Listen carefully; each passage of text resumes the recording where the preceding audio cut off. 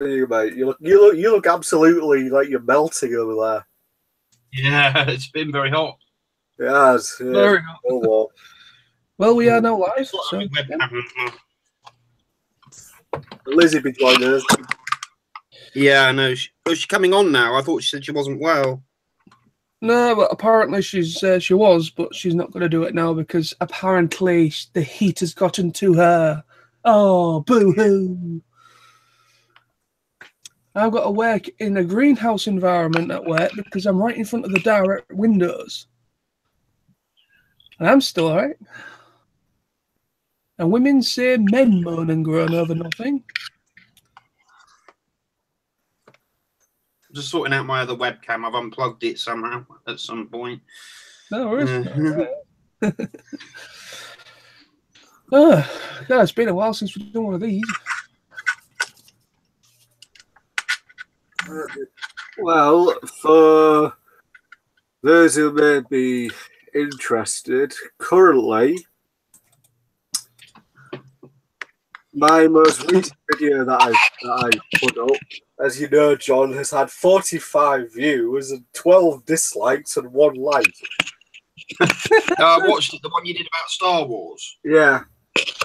My most recent video that yeah, I've had quite a lot of hate over it, but I had to say it. I had to say it. I had to go out and say it. Do you mind if I'm just gonna come out for a moment, and then come back in to get my other webcam activated? Nah, fine. Oh, yeah. Get your dad involved in this. You can talk to him. Yeah. Ask him how he is. Right. What you been up to, mate? What you been doing? Nothing much really. Just went out for a walk. Took some photos and just played a bit of Pokemon Go again. Trying to level up a little bit more. I lost interest in that ages ago. I haven't played it in probably well over a year.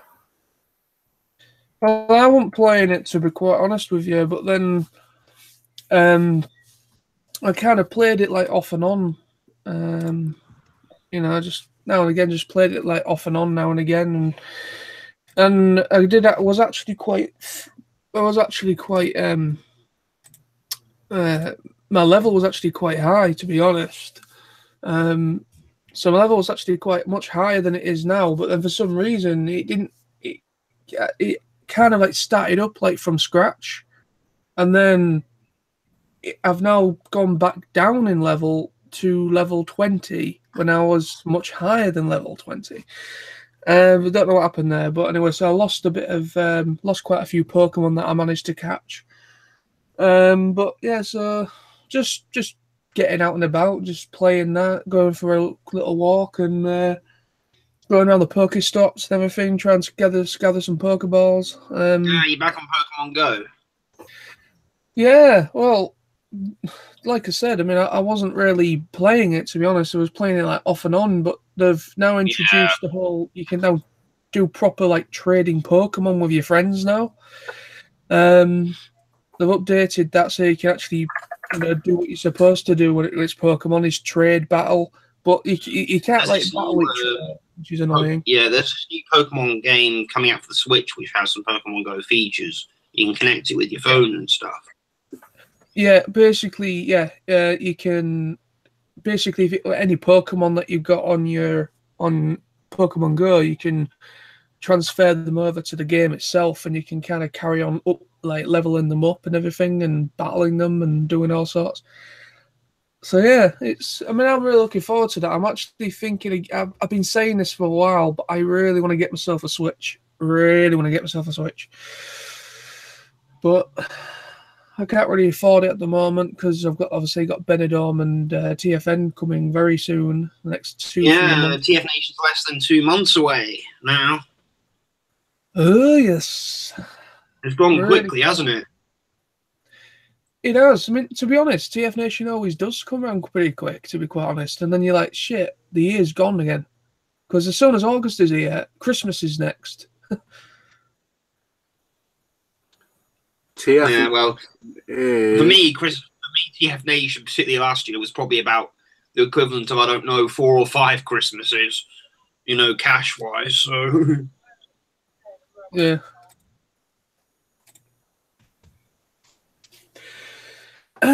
Well, what have you been up to then, Lawrence, since our last group chat thing? To be honest, I haven't really done that much. I haven't bought much because obviously now I'm saving. Yeah, well, I've got money saved for TFNation. I'm also starting putting things away now, putting a bit away now. So I'm hoping to get a new computer, a new MacBook, in December or January time. So, Good man. So yeah, I haven't had the chance to watch a great deal of new things, but trying to think, the last Blu-ray I bought was the Black Panther. Did you buy that or? No, I ain't got it yet. Like I said, I'm cutting down on my purchases because, like I said, I need to, well, long story short, I've kind of racked up quite a little bit of money on my credit card that I need to get down. So I'm trying to kind of cut down as well as put money away towards TFN, and then once TFNation is here, I can then see what money I've got left over afterwards, and then put that towards Benidorm. Yeah. Do you think you'll buy a few things at TFN this year, John? Probably. Yeah. Like I said, do you buy things to sell or do you buy things to keep? Well, I usually buy things to keep. But to be honest with you, I've been a bit of a twat when it comes to buying stuff at TFNation because, like you say, you have that. I don't know if it's adrenaline or if it's just geek nerddom. I don't know. But as soon as you go into that dealer room, you just buy, and then you end up selling half of it when you get home. And that is what I've done nearly every single time I've gone to this thing.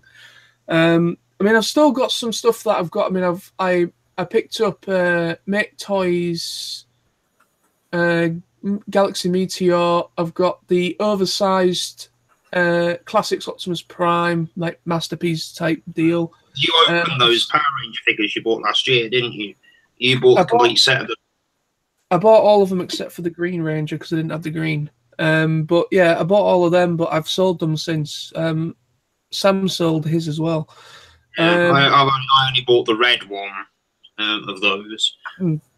Well, like I said, I mean, I've still got a couple of figures that I picked up from TFNation, but I don't have many at the moment. But anyway, that's the thing. I mean, it's kind of a lesson learned in a way because a lot of people do the same thing. You know, they buy stuff, but they don't appreciate what they've bought, like afterwards. Because I remember when I went to Auto Assembly back in 2010, Sam will probably back me up on here because Sam probably did the exact same thing. We've been our first convention ever, first Transformers convention ever, first dealer room experience ever. We walked in. I saved probably nearly £2,000 in total for the first time, about 1,500 to £2,000. That was everything that I currently had. I mean, I didn't spend all that. I'm not going to say that I was that daft, but I spent a good nearly £1,000 on everything that year. Toys, food and beer, everything was a good nearly just over £1,000. By the time I got home, I only had probably about 300 or 400 quid left out of the money I took with me. So yeah, I blitzed my money pretty much that year. And pretty much we had to go and buy big travel suitcase. We actually put our stuff. Yeah, the suitcases we bought with us were too small. We were actually starting to pack. We were like trying to pack on the Sunday, and it was like, oh shit, we don't have enough room. So we went to a local shop and bought the biggest travel suitcase that we could find, so we could pack all the stuff for taking home. You know, if you remember, Sam, when we went into Birmingham last year. Do you remember? I remember said I had to go into Sports Direct to buy another backpack. Yeah, we've all been there. It is something you will experience at a convention.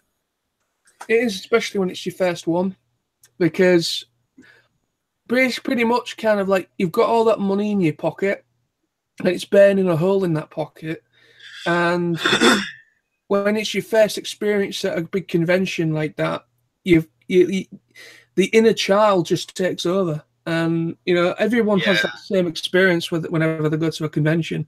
Their inner child takes over and like, oh my god, I had this as a kid. I had and then they go freaking nuts. And then by the time they go home, they're like, have you still got the Beetleborgs ABs you bought, Sam, last year? I've still got them. I bought them for nostalgia because I used to have it when I was. I can't believe I didn't see them. The things I bought off Nick, because Nick's the one that normally has all that stuff.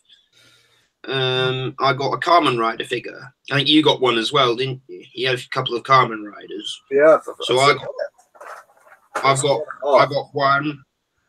Yeah, I opened mine. I've got a few other Kamen Rider figures because my dad used to get me either some figures and a DVD box set of Kamen Rider when he went to America, and also when I went to San Francisco for a fortnight, I bought tons of Kamen Rider stuff. I need to catch up with Kamen Rider. I mean, I'll be honest. The only Kamen Rider series I've ever watched is Dragon Knight. I am well aware that that's considered to be utter crap for bad Dragon. What the Americanized version? Yeah, the Dragon Knight. It's the only one I've ever watched. To be honest, I watched a couple of episodes of it, and I thought this is worse than bloody Saban's Masked Rider. See, I can't put a bad name on Masked Rider because I grew up with Power Rangers, Masked Rider, and Beetleborgs. Although Power Rangers was VR Troopers, yeah, but like VR Troopers was like technically the very early Power Rangers, and we're doing like 2 seasons of that, I think, and then after that it kind of there were 2 seasons of VR Troopers, but it didn't end properly. It got cancelled before it got a proper ending. Ah, right. Yeah, because basically there's VR Troopers and there was something else that David Jason Frank was actually in, and it was he was actually going to be, because I think originally the VR Troopers was just going to be about a solo hero, and Jason Frank was going to play that part, and they shot the pilot for it, but because the Tokusatsu series that they were going to use would have had very limited footage that they could use, so they decided to bring in footage from another show and increase it to 3 heroes. And the reason why Jason Frank dropped out was because that was the time when they were thinking what to do about the White Ranger for Power Rangers Season 2. Because I think Brad Hawkins, who played Ryan Steele in VR Troopers, was originally going to be cast as the White Ranger. It was going to be a new character, not Tommy. But because Tommy's character was so popular, they wanted to bring him back permanently. So apparently, VR Troopers was originally called Cybertron. Yeah, you could obviously, if the band had tried to market a series with that name, Hasbro would have been on them. So they would have been on them quicker than, or whatever, But yeah, you can kind of see why that never happened. I heard that same story actually a few years ago. Yeah. If you go onto YouTube, you can watch the pilot. If you type in Cybertron pilot, it's like a 6-minute pilot episode. Yeah. Well, like I was saying, with like first convention experiences and everything, you kind of think to yourself like, what's the best thing to do? Is it to blitz your money and buy everything that you think looks really cool, and when you get home, you barely open anything, and then you kind of think, oh, did I waste my money? And then you don't appreciate half of it, and then you end up selling it to go and get some money back. Well, I mean, the first Auto Assembly 2010, when I walked into that dealer room, as you say, John, it was like pure nostalgia mixed with, oh my God, I used to have that when I was a kid. Here's my money. That's just basically what happens. And then I remember when I got home, and I literally, everything I bought, I spread it out on the back room floor. I was in the back room. I spread it all out on the floor, and everything I bought covered the floor from one end to the other, and the whole. Oh my lord! The whole floor. You could have opened a toy. You could have had a toy stall on a market. Yeah. You probably could have had a toy stall. I don't know how many I bought in 2010, but I bought enough to cover an entire floor space. So it must have been a good 50 or 60. I have sold most of them since then. I've from my original auto assembly binge in 2010. I think the only two things I've got left are my Dinobot, which is I've never opened, and that's signed by Scott McNeil, hence why I never opened it. And I've got the limited edition metallic pink variant of Transmetal Prime and Primal, which I've also got signed by Gary Chalk. That's the only two things I think I've got. I know I've still got them, and I'll never part with them. I've got the full Minicon set, both parts to it, which I don't want to sell because it took me ages to get the Minicon sets. I've got a few bits and pieces still knocking around. The other three things I definitely won't sell is my Masterpiece Grimlock, my Masterpiece Shockwave, and my Masterpiece Shattered Glass Prime. Those three I don't want to sell. Well, yeah, I mean, not my also not the TFNation exclusive figure. I won't sell that. Also my Hascon RC I won't sell, and I've got Titan's Return Wingblade. And I don't know why didn't they do a Titan's Return Chromia? Because that would be all three of the sisters. Because they did Wingblade, they did RC, they never did Chromia. And I don't know why. They did Chromia and Cabana Wars, didn't they? Yeah, true. But I wish they did in Titan's Return. Then he would have had all three of them. Maybe they did. Maybe they did. I don't know, because didn't they? And they did release quite a few special packs that has come with different like recolors. Not that I can find. I've searched and I can't find anywhere. There's no reference to being a Chromia. Right. I wish they did, because that would have. If they did Chromia, then that would be complete the set. That would be all three. Well, because I know that RC was pretty much easy for them to do, because RC is actually based on Titan's Blair. Yeah, it's technically a repaint and a slight retool of Blair. Yeah, it's just a different head sculpt, and it's practically the legs and the legs and the chest plate and everything's kind of remolded, because obviously she's female rather than male. So yeah, it's like I say, for stuff that I've still got, I can't remember exactly what I got from the first time going, to be honest. I might still have some bits, I really can't remember, but what I do still have is obviously I have Rune still. Like I said, I've got Make Toys Galaxy Meteor. I've got Open Play Springer, which was the third party Springer. I've got the oversized Optimus Prime Classics Prime. I've got Nightbeat, which is Classics Nightbeat from Toy Fu. Yeah, I'll definitely have to get a few bits off Toy Fu, simply because they donate money to charity. So. Yeah. I think I've got a couple of other things as well from Toy Fu that I got, but I can't remember what. Well, I mean, to be honest, that's exactly it. That's the lesson learned. That is the lesson learned. I mean, I think the best thing is go in there with a bit more of a disciplined outlook. I'd say try and be a bit more of a disciplined outlook on the dealer room, because less is best. I haven't the social aspect is what's really important to a lot of us. We can all sit at the bar when we want, and we can have a chat, and But I know that this year, they're saying that traders aren't to bring things to trade in the bar, are they? Well, they did that the year before as well, because I know at one point there were quite a few people just trading in the bar, which technically was illegal, because obviously there was no trade license in the bar itself, so it was technically illegal. Obviously, in your hotel. Well, I actually bought. I bought a few things. I bought about 3 things on the Friday before the dealer room opened. I did buy a few figures on the Friday just because I was so desperate to have something to play with. Because most people had something to play with.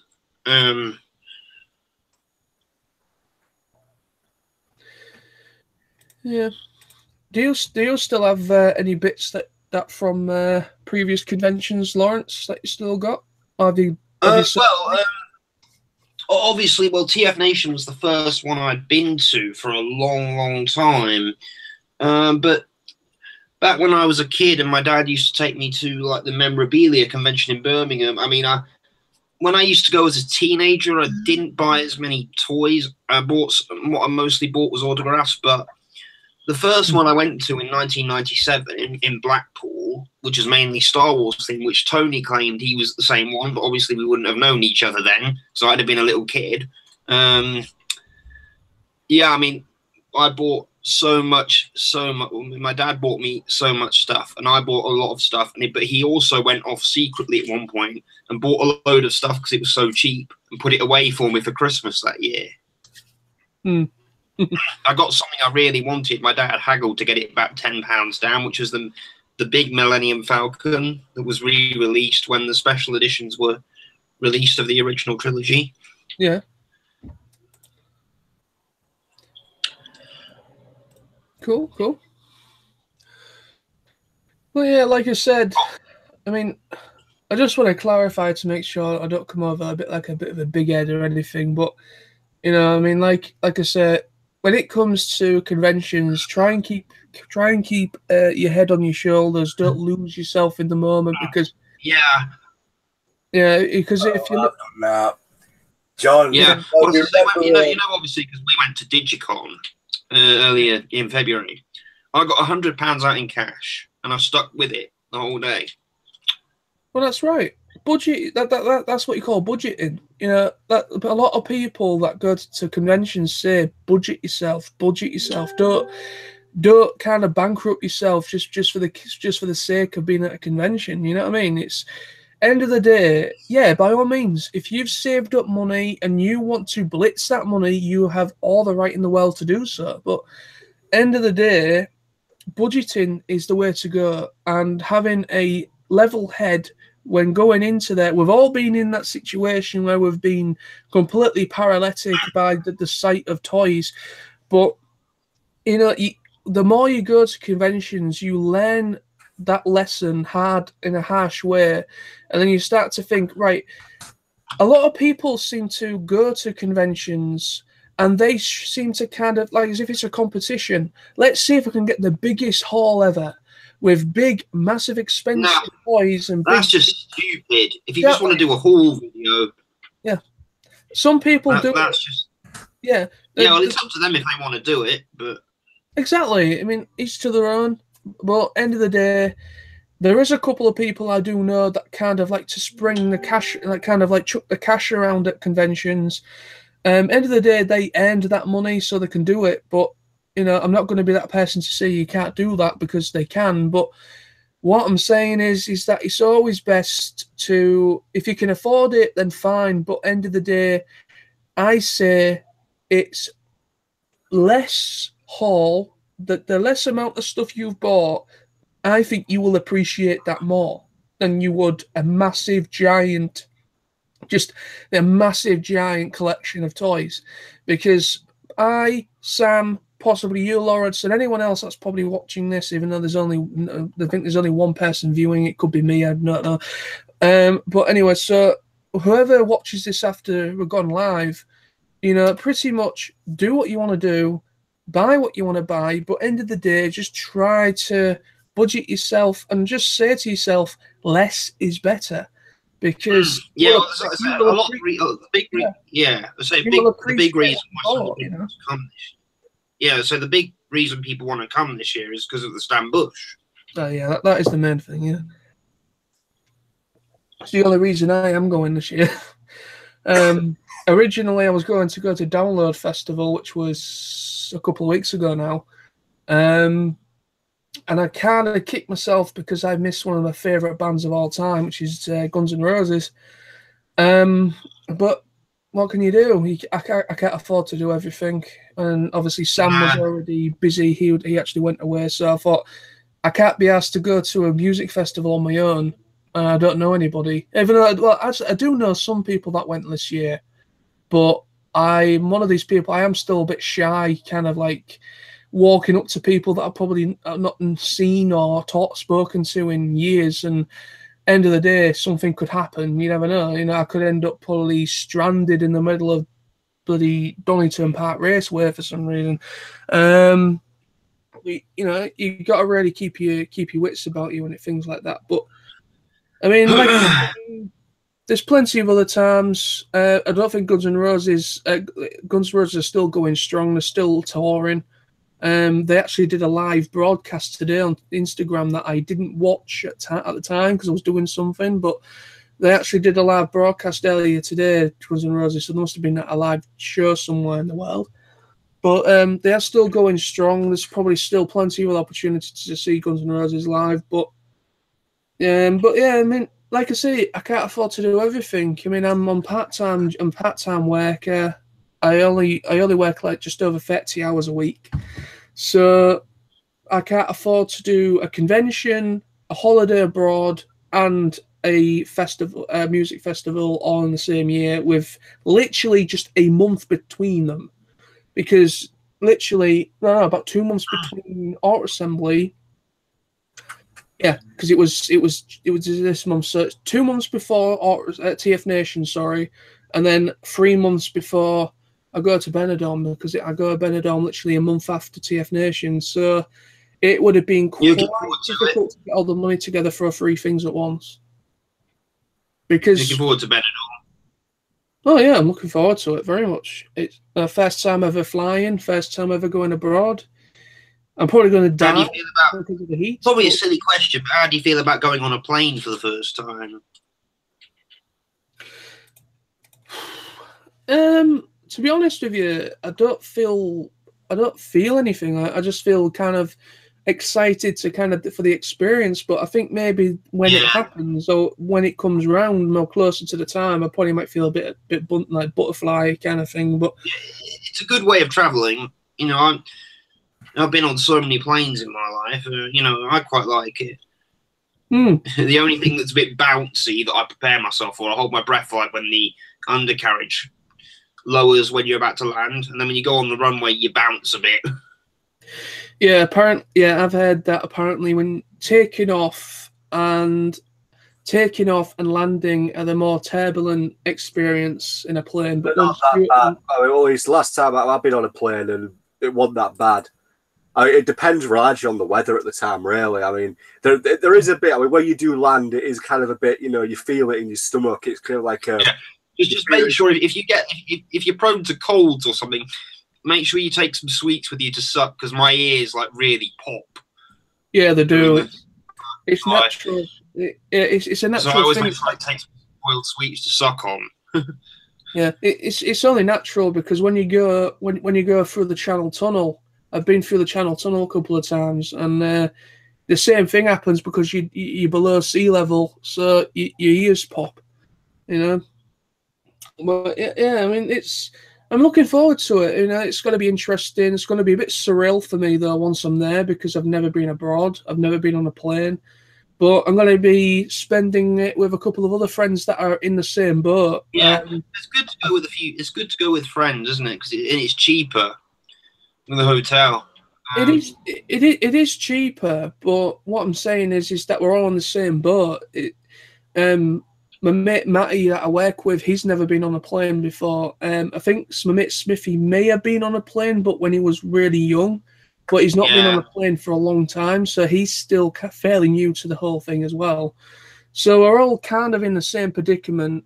We've never been abroad in a long. Well, Smithy has got a little experience from being on a plane before, but he was maybe just a kid when he went last. But yeah, it's going to be interesting. I'm looking forward to it, and obviously I'm looking forward to TFNation as well, mainly because I'm off for quite a while in August.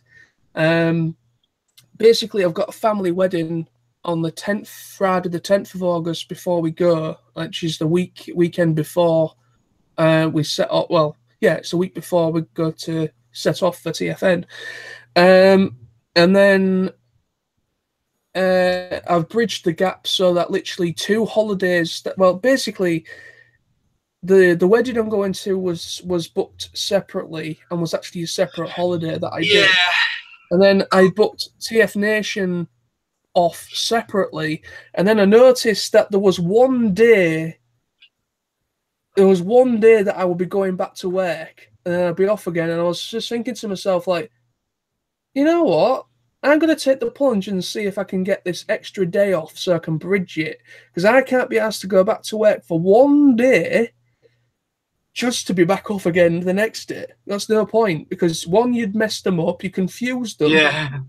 And they'll end up saying, like, oh, John, I thought you was on holiday this week. Or, you know, I thought you was on holiday. I said, well, I am from again tomorrow. So it wouldn't be any point. Well, I kind of. No, that means they'll have to ring people up who thought they were coming in to cover for you and say, no, he's turned up.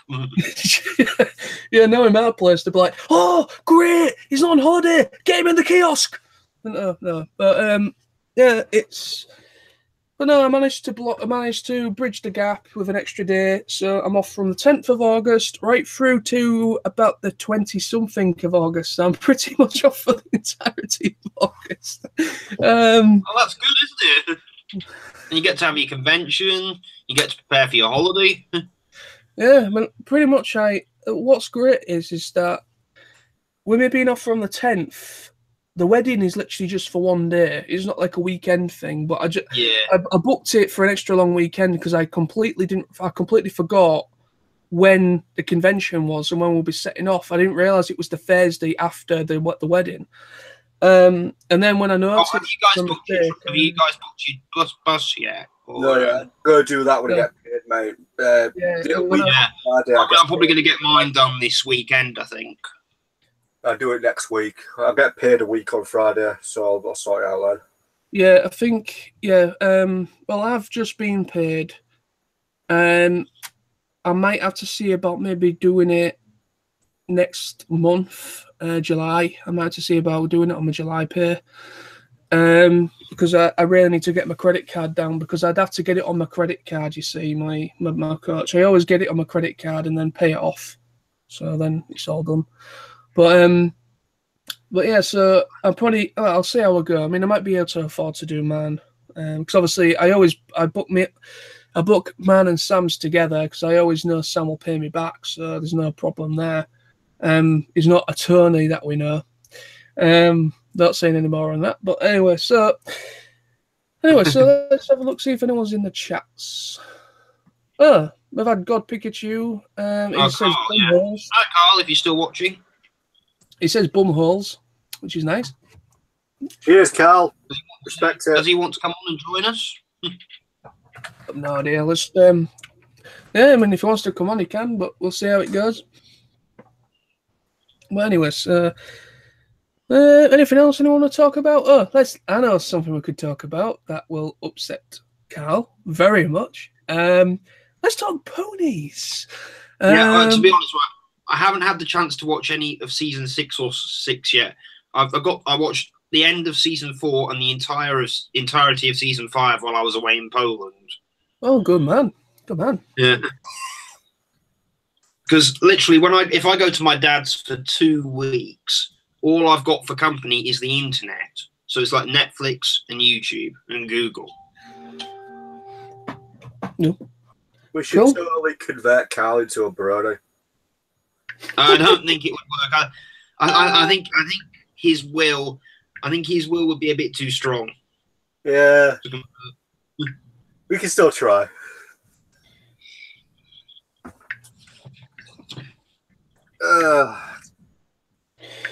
Well, I mean, like I say, I'm completely up to scratch on it now. So Sam, I need to in through July. I need to really get all of Beast Wars watched. So I've only had a chance to watch proper one full episode so far, and then I started watching MLP again. So I need to get the rest of Beast Wars watched before TFN. Because MLP is so much better than Transformers. Well, it is actually on paper. Well, Hasbro will be making so much more off that now, aren't they? Off MLP. Oh yes, it's literally their baby. Yeah. Can you imagine if TFNation became MLP Nation? the MLP. That'd be interesting. Well, I'm hoping that we might get maybe Tara Strong at some point because she played Sari from Transformers Animated, the little girl, or what they later become like Cybertronic. I suppose the thing is though, she everywhere around the world, every every sort of geeky convention about cartoons probably would want her, wouldn't they? Because obviously MLP is so successful now. She plays, one of the main characters. Carl's just said, "Can't come on, I'm naked. Bye." That's a bloody good thing, isn't it? Come on.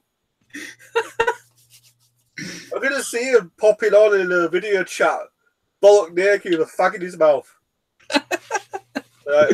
All right, lads. All right, Raquel, how are you? I'm good. Good. Oh, God, itch. I'm just going to, destroy my webcam now forever.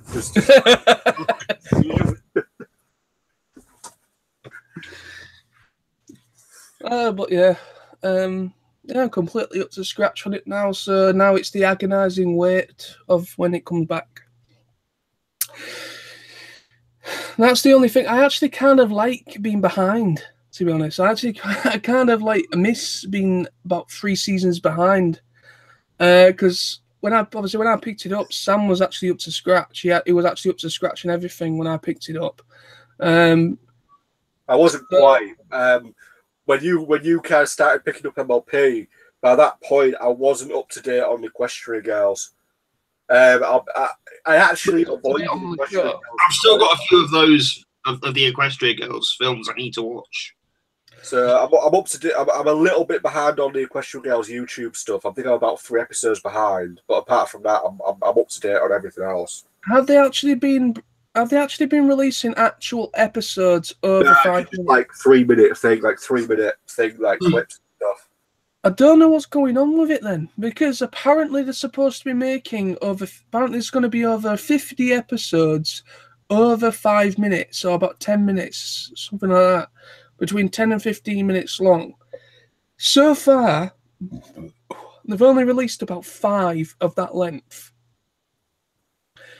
Since then, all it's been is kind of like the additional extra song and little bonus bits. And what's going on with this little online EG Girl series? There's been no actual episodes for about a month. No, over a month. No. I'm a bit stumped by what's going on, but according to Wiki, I know you can't go by Wiki too much, but according to that, apparently they've ordered about 50-odd episodes for a YouTube web series for EG Girls, and so far they've only covered the Forgotten Friendship movie, and that took about 5 or 6 episodes to complete, which was just over a month. So I'm a bit stumped by where these episodes are, or if you've got to be part of a premium package, YouTube Premium, like the paid for thing to watch them, or what. I don't know what's going on with them. I'm absolutely stumped by these episodes because they're supposed to be between 10 and 15 minutes each, but there hasn't been any since they've covered the Forgotten Friendship thing they did. I'm a bit stumped. No, it looks like the vast majority of the shorts are about 3 minutes. There's quite a few of them that are being released. Yeah, there is, but they're not the episodes. The episodes are supposed to be between 10 and 15 minutes.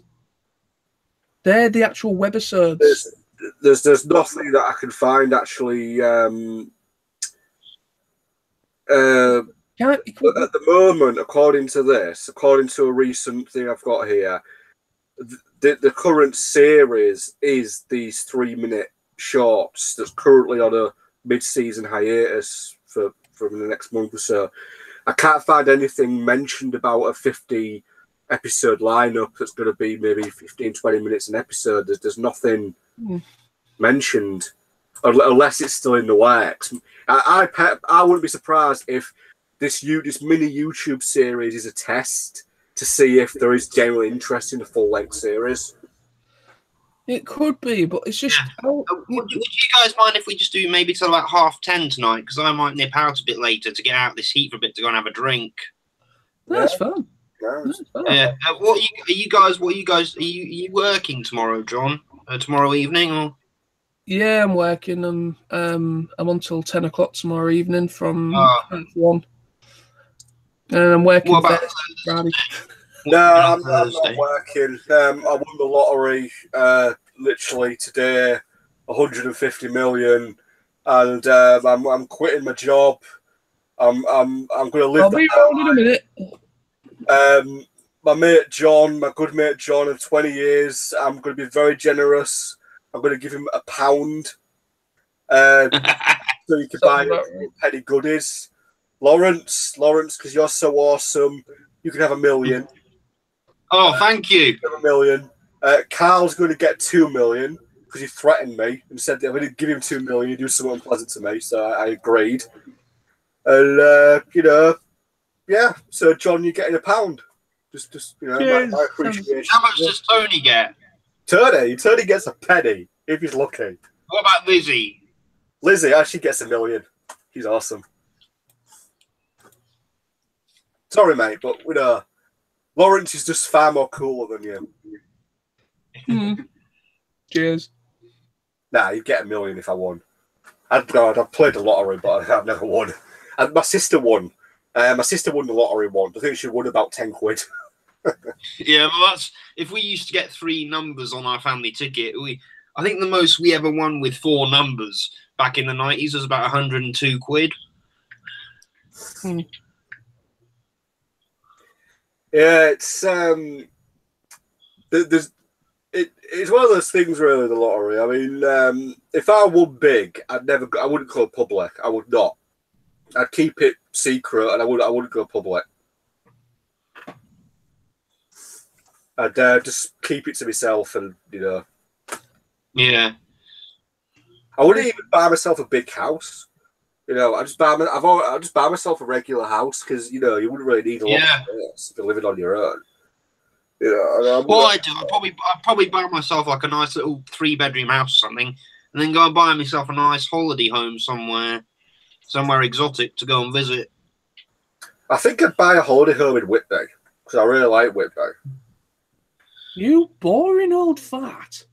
Oh, I love it. Whitby's brilliant. Whitby is where you go to die. Literally. I'd have to go. I'd have to get a holiday home in Ibiza. I'd buy myself a nice villa. Now he is the man. He is the man.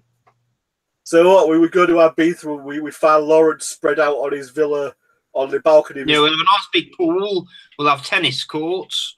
We'll have a big house bar with a rave consisting of My Little Pony music. Yeah, that'd be pretty awesome, actually. Invite all the Brody YouTube musicians. My Pony. I'm thinking at some point with my music, I'm probably going to do an MLP sort of inspired little record. Yeah, I'm thinking about maybe composing something or remixing something. Well, I need to get myself a better computer first, because... Can you do music then, John? No. I'm thinking about maybe trying to get some DJ software and kind of do it like computerized, and then because that's what a lot of people do. They just do it via computer. A lot of DJ music is done by samplers and samplers and with editing software like DJ software. They do it all. They bring it all together, and then when it's live, all the elements, different elements, different things to the song, they kind of bring in. I'm getting my first little 5-track record ready. My first proper EP, which should be ready for release. Hopefully, I'm hoping in September time. There's 2 tracks that are already sorted. I'm currently working on the 3rd, and then I've got to do 2 more. It's called LSX Ignition. Cool. It's all space themed tracks. Good man.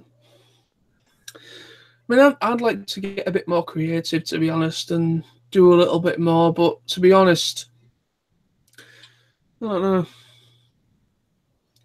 I mean, I would like to kind of do some remixes. I mean, I used to kind of when I was a little bit more of a chav. I used to listen to a little bit. Chav, man. well, you know what I mean. When I was back in those days when I used to listen to hardcore and hardstyle and hard house and trance and techno, everybody was listening to that kind of stuff, mate, back then. Because that it was lad. Because back in our early high school years, that was that was really coming onto the scene. All that kind of thing. Yeah, well, the first one of the first real DJ mix tracks is I heard like.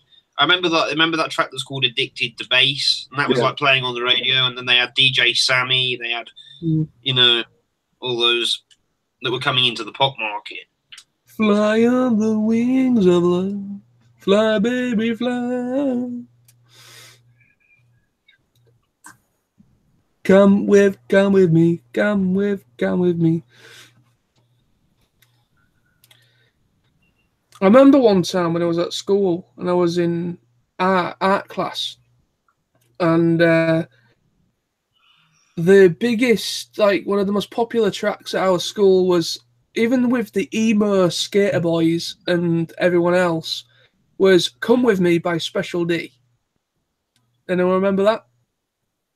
Yeah. And I remember it was put on the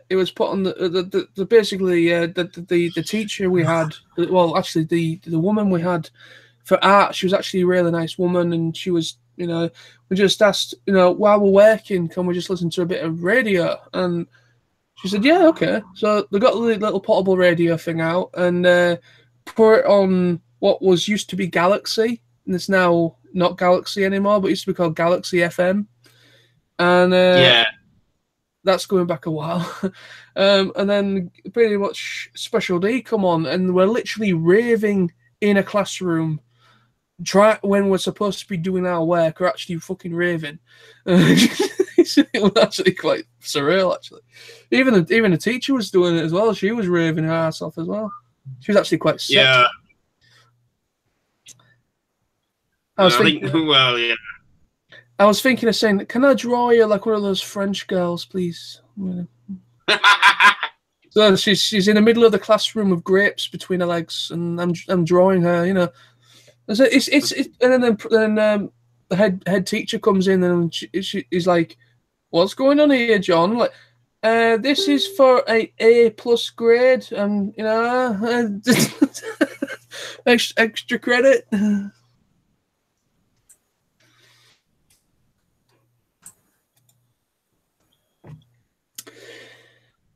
Hey, but yeah, I'm looking forward to TFNation very much. I'm mainly looking forward to because, like I said, I'm off right from the 10th of August right through to pretty much the 20-something of August. So I'm off for about 2.5 weeks in total. That's with everything, even the days that I don't work. That's it's about nearly 2.5 weeks in total. So that's a long time off. Well, fairly long, but it's the longest I've ever taken off for a holiday since I've been at Asda. And that's the thing about retail, isn't it? You don't tend to get huge holidays off, do you? Well, to be honest with you, now that I'm I'm well over the 6-month probationary period.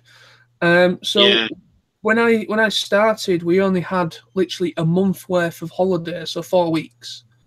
But now that I'm what they call a full-time colleague, I've been there now for over 8 years, nearly 9 years. I'll be 9 years in April if I'm still there. But I'll be there almost 9 years, and because I've been there over 8 years, I'm now on the full pay system. I'm now on the full holiday allowance, which is just over 5 weeks now. So I get just over 5 weeks of holiday. We get paid holidays. We get paid for holidays. We get paid for grievances and things like that. So say if like with my mom and everything, I got full paid time off. Yeah. So now, when it comes to that, they are actually a pretty good company to work for. But it's just I know. It's just some of the people that I work with are another question, another thing. But yeah, I'm not going to say too much because I'm on my vlog channel. Knowing my luck, I'll end up in the bloody manager's office. But I'm not going to say any more. But anyway, so yes, I'm looking forward to my holiday. That's all I'm going to say.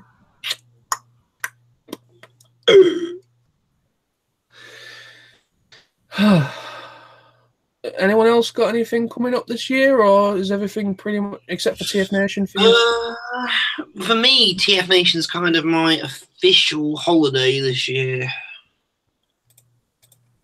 Cool. But obviously you went to Poland as well, which was also a holiday. Yeah. What did you do while you was in Poland, by the way? Did you go around any sightseeing? Well, to be honest, because my dad lives right in the Polish countryside, which is like, the nearest city, and my dad doesn't drive, so he either has to get a builder who's working at the house, because he's still getting that, they're still working on the house. This is a big country house, so we had builders there, and that while we were there. It's the second time I've been there. I mean, at times I got a bit bored, because we've got the internet there, but that's really all we have for company. We spent a lot of time in the house. We got to go into the town at one point. It was good though when we got to Brussels in Belgium for my dad's birthday party. And I got a few, as you probably saw on Facebook, I picked up a few things while I was there. Picked up a few Blu-rays, a couple. Yeah, I got that Sailor Mini Moon plush from a collector's shop. We went to a very good market, which had some stuff on it.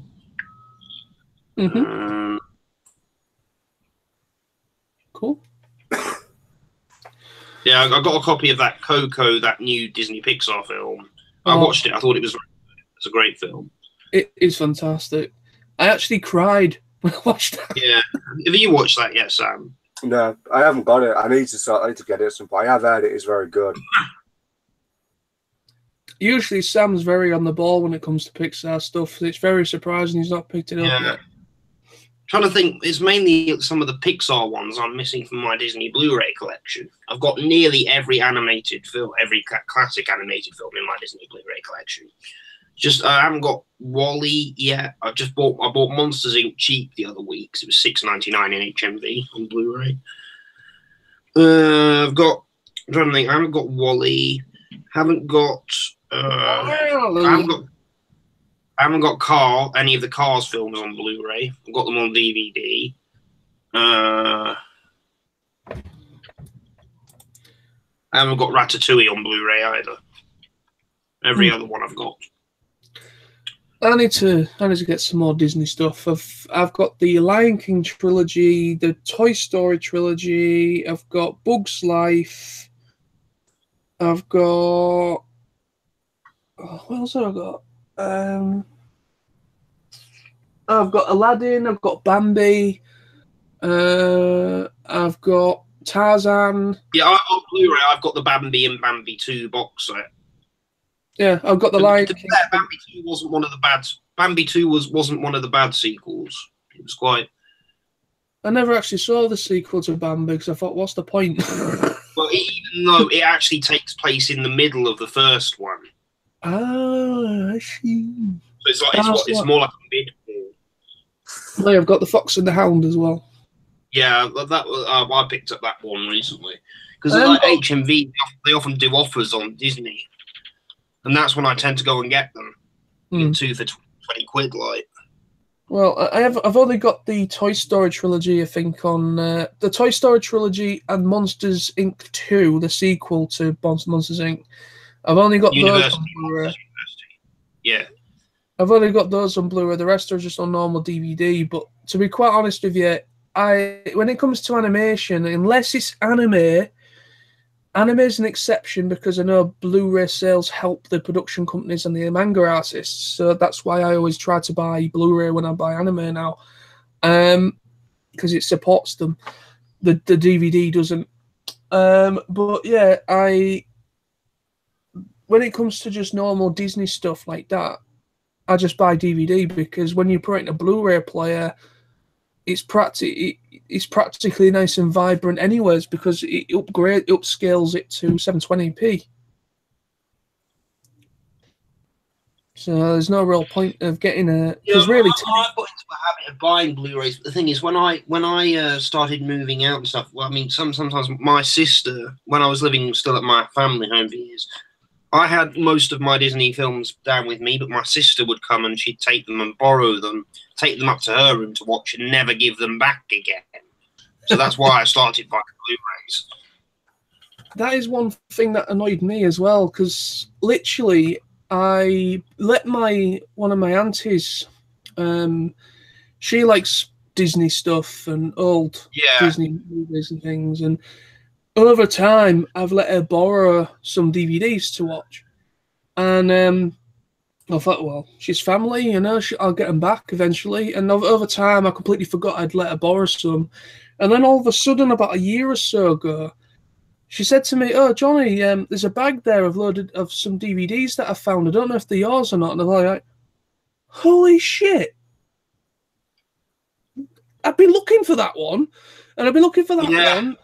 And I was just like, she had probably about 10 DVDs that she's probably had for about 5 years. So you lent them all to her individually, and she had 10.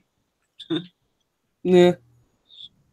But anyway, I got some back anyway. I mean, to be honest, I even let my granny and granddad borrow some films as well, and I got them back about a few years ago as well. Anyway.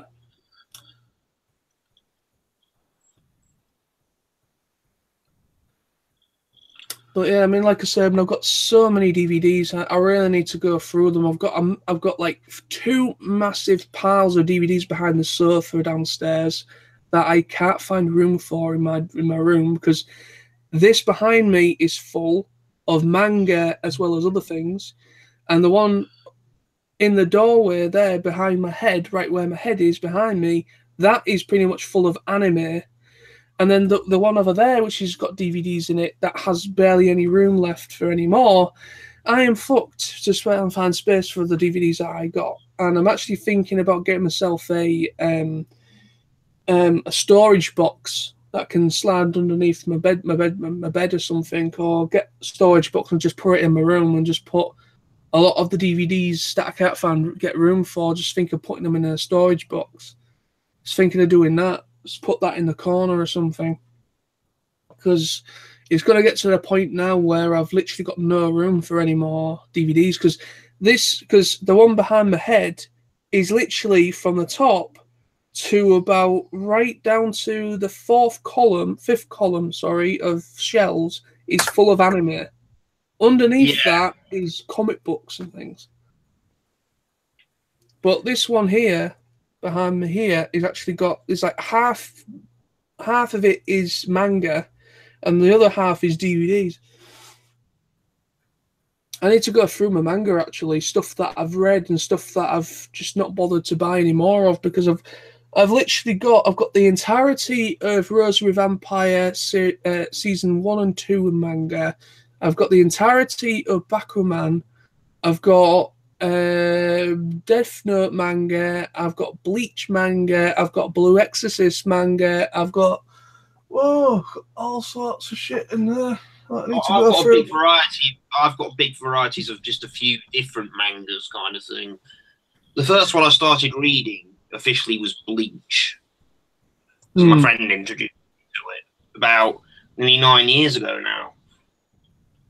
The first one that I was introduced to manga was Rosary Vampire, that Sam introduced me to, actually, of all people. Yeah, because I remember Sam, you come on holiday with me and my mum and dad, remember, in the caravan? And you'd started reading season 1 of Rosary Vampire, and you bought a couple. Sorry? Yeah, I remember, yeah. Yeah, and you brought a few manga volumes or something with you to read while you was there, and the ones that Sam had already read, he let me read at least the first couple of volumes, and back then I was not much of a reader at all. I literally did not read any books. I was very much a visual person. I still am. Yeah. I get more enjoyment out of visual stuff like cartoons and movies and so on, and video games. I get more enjoyment out of Yeah. But when it comes to reading, especially just normal books, I get bored very easily, and an actual book that is just all text, it has to be something that really gravitates me and interests me. But when it was manga, when I was starting to read Rosary Vampire for the first time, I just thought, my mum actually was like, "Are you reading? Are you actually reading?" And I was just like, "Yeah, but it's a comic book," which was like, it doesn't matter. It's reading. Both my parents, when I was a kid, used to get intensely frustrated because I never read books. Mm. To be honest, my mum and dad never really, well, I wouldn't say they didn't really find it a problem, but personally, when I think I've mentioned this before anyway, but when I was at primary school, I had a hard time with reading, writing, and spelling, and maths, and I'm still shit anyway. But because obviously I have special needs, and I suffer from dyslexia or dyspraxia, whatever it is, the one with learning. I've got both, so I get mixed up. I have those kind of problems. See, because I've got slight cerebral palsy and slight learning difficulties. Obviously, because I've got Asperger's syndrome. But I've learned ways to kind of work around my problems. Like I use visual aids, like things on the internet to kind of process. I watch a lot of documentaries and online tutorials to help me through stuff. Like you can find tutorials for stuff on YouTube and things like that. Yeah. Well, that is me. That is me. That is what got me through college, actually, because when I hated the practical side of it, which was in the classroom, where you're pretty much reading textbooks and having to kind of read and kind of take something in from a page. I couldn't do that. I actually really struggled with that, because with how my brain works, words, when I read the words, it does not process properly in here. But when I have a visual aid, like say if somebody would show me something, say if somebody would show me what they were talking about, I would get it straight away, and I would know it then afterwards. That is how my brain works. My brain works on visual aid only, and that's where my if you don't mind me asking, John, when you were learning to drive, did you find it easy? Sorry? When you were learning to drive, did you find it easy? Sort of. Would it? Yeah. To be honest, well, my dad obviously was a driving instructor, then later on became a driving examiner. And my dad took me out for driving lessons because obviously he was a driving instructor, and it took me a bit longer than the average person to pass the driving test. Driving initially wasn't too much of a problem, even though I did have some problems with understanding directions a little bit. So like my lefts and rights, so I would get a bit mixed up because I was a bit orientated and things. And obviously roundabouts, I used to go round and round and round them and not come off them. That was a thing that got my dad upset, annoyed. That was actually quite funny, actually. But yeah, so there was glad at first he probably had the dual controls in the car. Yeah, definitely. But there was a brief spite that me and my dad literally would argue really badly in the car because obviously with me being his son, he was taking it much more personally than he would a normal pupil, because obviously they're nothing to do with him, they're just a pupil. So he would treat them differently. But with me, he was putting a lot more pressure on me to try and do better. But to be honest, it worked off in the end. I managed to do. Well, you kept going, didn't you? And you did it. So yeah, I mean, it took me a bit longer. It took me 4 times. It took me to pass my test. My practical test of all things, which is my hazard perception and all that stuff that I have to do before you go on your driving test, I passed that first time. But yeah, because the hazard perception with the visual test is that we have to click on something that you see is a hazard. Yeah, basically there was when I did it, there was two parts of it. There was like a written thing, and then there was like a hazard perception thing that used, which is a visual thing. The first part is like a test, like I don't know, like a little test thing. Like it's all on a computer, but then you've got like a multiple choice. That's it, multiple choice thing that you do, and then you've got the hazard perception bit, which is the visual aid, which is hazards and so on. That I passed both parts first time, but it took me about 4 times to actually pass my driving test, because mainly down to doing silly things. It was mainly the only reason why it took me so long is because I was incredibly nervous, and yeah, well, that's understandable, isn't it? Yeah. But apparently, because of me being nervous, I did some silly things that give me kind of like serious markdowns with the examiner. But other than that, I managed to pass it. I've passed it. I've been driving now for... When did I pass? I think I was to pass my test when I was about 17, 18. No, I think about 17 I passed my test. So that would have been in 2007. 2007 I must have passed my test. I've been driving since then. So 2007, 8, 9, 10, 11, 12, 13, 14, 15, 16, 17, 18. So I've been driving 16 years now. Yeah, that can't be right. It's 2018, so it put nearly 11 years, wouldn't it? Oh, when did you pass your test, mate? How old were you? 18? So about 17, 18. So it's been about 11 years then. It can't have been 16 years. It'd be about 11, 12 years. Because you're 20 now this year.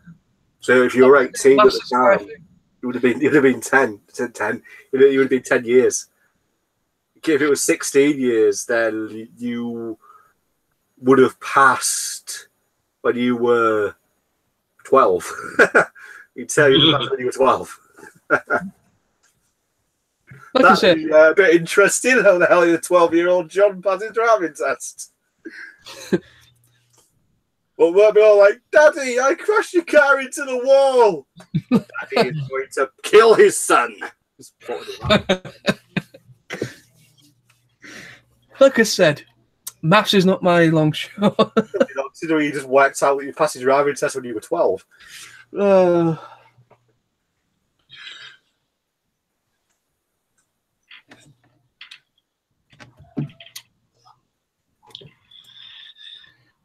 Well, anyway, so like I say, yeah. I mean, I applied for a provisional driving license a few years ago, hoping to be able to do it somehow, but I got rejected because I have a history of really struggling with my, visual perception and stuff. But that's because. But now, since then, I've got a lot better because I understood it more. I was very distracted as a kid, so I'd often misjudge things and misjudge distance. So I've got a lot better at it. So I may try again at some point and see if I can get the chance to do the health assessment. Oh, one thing, what I really wanted was not a car, but a motor trike. Oh, yeah. The three-wheel motorcycle. Yeah, trike, yeah. Yeah, I mean, the thing is with it, the good thing about a trike is you still need to get a car license because you can drive them with a car license.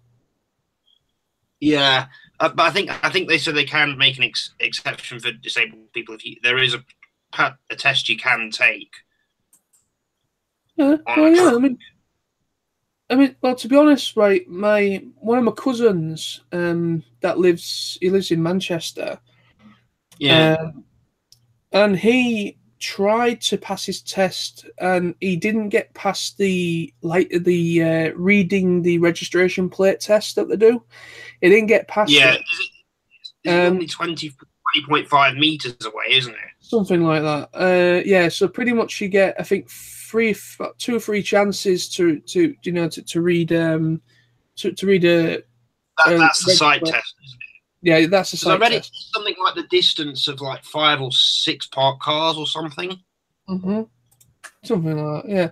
So yeah, but my cousin he didn't even get past that. He's literally his eyesight was actually really, really quite bad. He actually has. Well, he used to wear. Well, used to wear glasses, quite a thick lens actually. Then he started wearing contact lenses, and he got rid of his glasses and started, wearing contacts. And I think it was earlier this year he finally passed his test.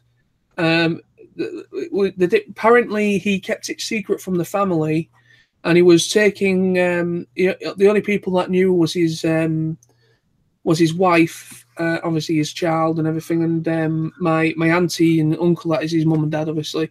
They're the only ones that knew, but from extended family, like the rest of us, they kept it secret. And so pretty much against all odds, it was pretty much said, apparently driving instructors and examiners said that you will not be able to drive because you've got bad sight perception. So pretty much he then faced all odds, and he's now a valid driver, his driving license, and he can now drive. Oh, he did it, didn't he? He'd done it. I mean, literally, he tried a few times. I think he went with my dad. I think my dad maybe took him when he was younger. I think. And then he went to somebody else. Literally, I think my dad was one of them that said his perception, his sight perception is quite bad. And then he went with somebody else to kind of get someone else's view. And then they said the same thing. And literally, he literally loves cars. He follows British Touring Car Championship, which is racing. He follows all that aspects of racing. He loves racing cars. He loves all that kind of thing. Or motorsport, should I say. He loves motorsport. And I felt sorry for him because he was never able to actually have a car of his own. And but now he has. He can now legally drive. But I think he drives his wife's car now. So I think they're both on the same policy. So they both can drive the same car. But now he can drive now, and he's gone on a few driving experiences on race tracks as well with his wife. Since that's good. So it just goes to show, whatever people say, you can always prove them wrong. And I've proven a lot of people wrong with me, because apparently at school, teachers told my parents that he will struggle in life. He will not be able to get himself a job because he can't do maths, he can't do this, he can't do that. And look at me now. I'm in a job that inquires maths, cash handling. And I've been doing it now for over nearly 9 years. So I proved a lot of people wrong at school, which I'm proud of. And since then, I've actually got a lot better in myself. I'm a lot better at reading, writing, communication skills, and thanks to going to conventions, that's helped me with making new friends, which were all things that was a problem for me at school. So proving a lot of people wrong. So yeah, I think we can say a big steaming one of those. But that's life. That's what life's all about. Proving people wrong, proving you can do things.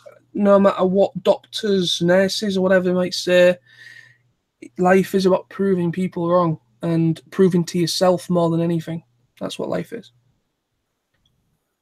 Because there's a lot of people that went against all odds that have had maybe had a really serious car accident or something and ended up being unable to walk, being disabled from halfway down, like the legs and everything. And doctors have said literally he can't walk, he'll never walk again, or she'll never walk again. And due to physiotherapy, some of those people are now walking. Yeah, when I had to have physiotherapy when I was a kid, in between the time I had 2 operations, which was 10 years, and I don't have physio anymore. I get around all right. Yeah. Well, yeah, I mean, I had a girl that was in my class at school when I was at primary school, when I met the school that I met Sam at, of all places. And then my life went down drastically. But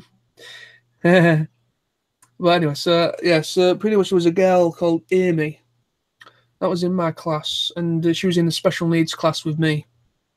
Yeah. And she had what is it you've got? You've got Asperger's and spinal bifida. Cerebral palsy.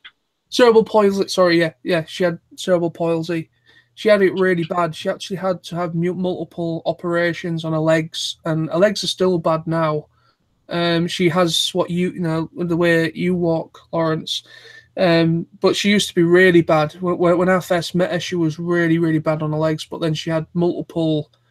She actually had to wear them weird helmet things. Did you have to? If you don't mind me asking this, did you have to wear one of those? I've never had one of them. No, I've never needed pads. Yeah, because she had to have like a head protector in case she fell over or something. Yeah, so she had to have one of those, and when I first met her, she had one of those, and she had knee pads and all sorts of stuff she had to wear. I felt really, really sorry for her, and I actually did befriend her. I was friends with her, but she started to get a little bit, well, like most of the people that I became friends with at school ended up being arseholes, and a bit up their ass. And then, but since school, she's actually all right. I'm still in contact with her. She's actually come into a hell of a lot of money for some reason. Don't know how. Don't know what she's done or what's happened, but she's come into she's found herself a job or something. Or no, she don't work. She's never worked because of her condition. She's literally, her parents are kind of like her carers in a way. yeah. Well, the actors her carers. She's never worked. But for some reason, the family have come into some money, and they've been going. Literally, they went to Australia this year. They went to Australia to follow the rugby. They went on the Disney cruise. They went on the Disney cruise, which is bloody expensive. They went to Australia for a couple of weeks, which is expensive. I don't know where this money's come from. And they have a brand spanking new house in the very posh district of Hessel. That is a new street district that has just been opened about 3 years now, 4 years. That's just up the road from me. They've literally got a brand spanking new house, a big house with a drive and everything in a really posh area. And I'm just thinking to myself, either maybe they've won some money, or somebody has left some money in like an inheritance or something, but it's a hell of a lot of money because they bought a new house that all of them live in, her parents as well as her, and they're going on multiple holidays a year, so very expensive holidays. They're not cheap ones. No. So where this money's come from all of a sudden, it's only been in the past 5 or so years that this has happened as well, so it's not been that long. And it's all over Facebook. So she's one of those. She likes to. She's. I've known her like that. She's pretty much. Let's just put it this way: mother. She's a nice woman, but she's one of these people that's very material. She likes to. Her mum likes to kind of show off a little bit and say, "Oh, this and that," and she was well known on the playground at school. My mum knew everything that she was in part of, and every other mum and dad knew about it on the playground as well. And and Amy kind of inherited that trait, unfortunately.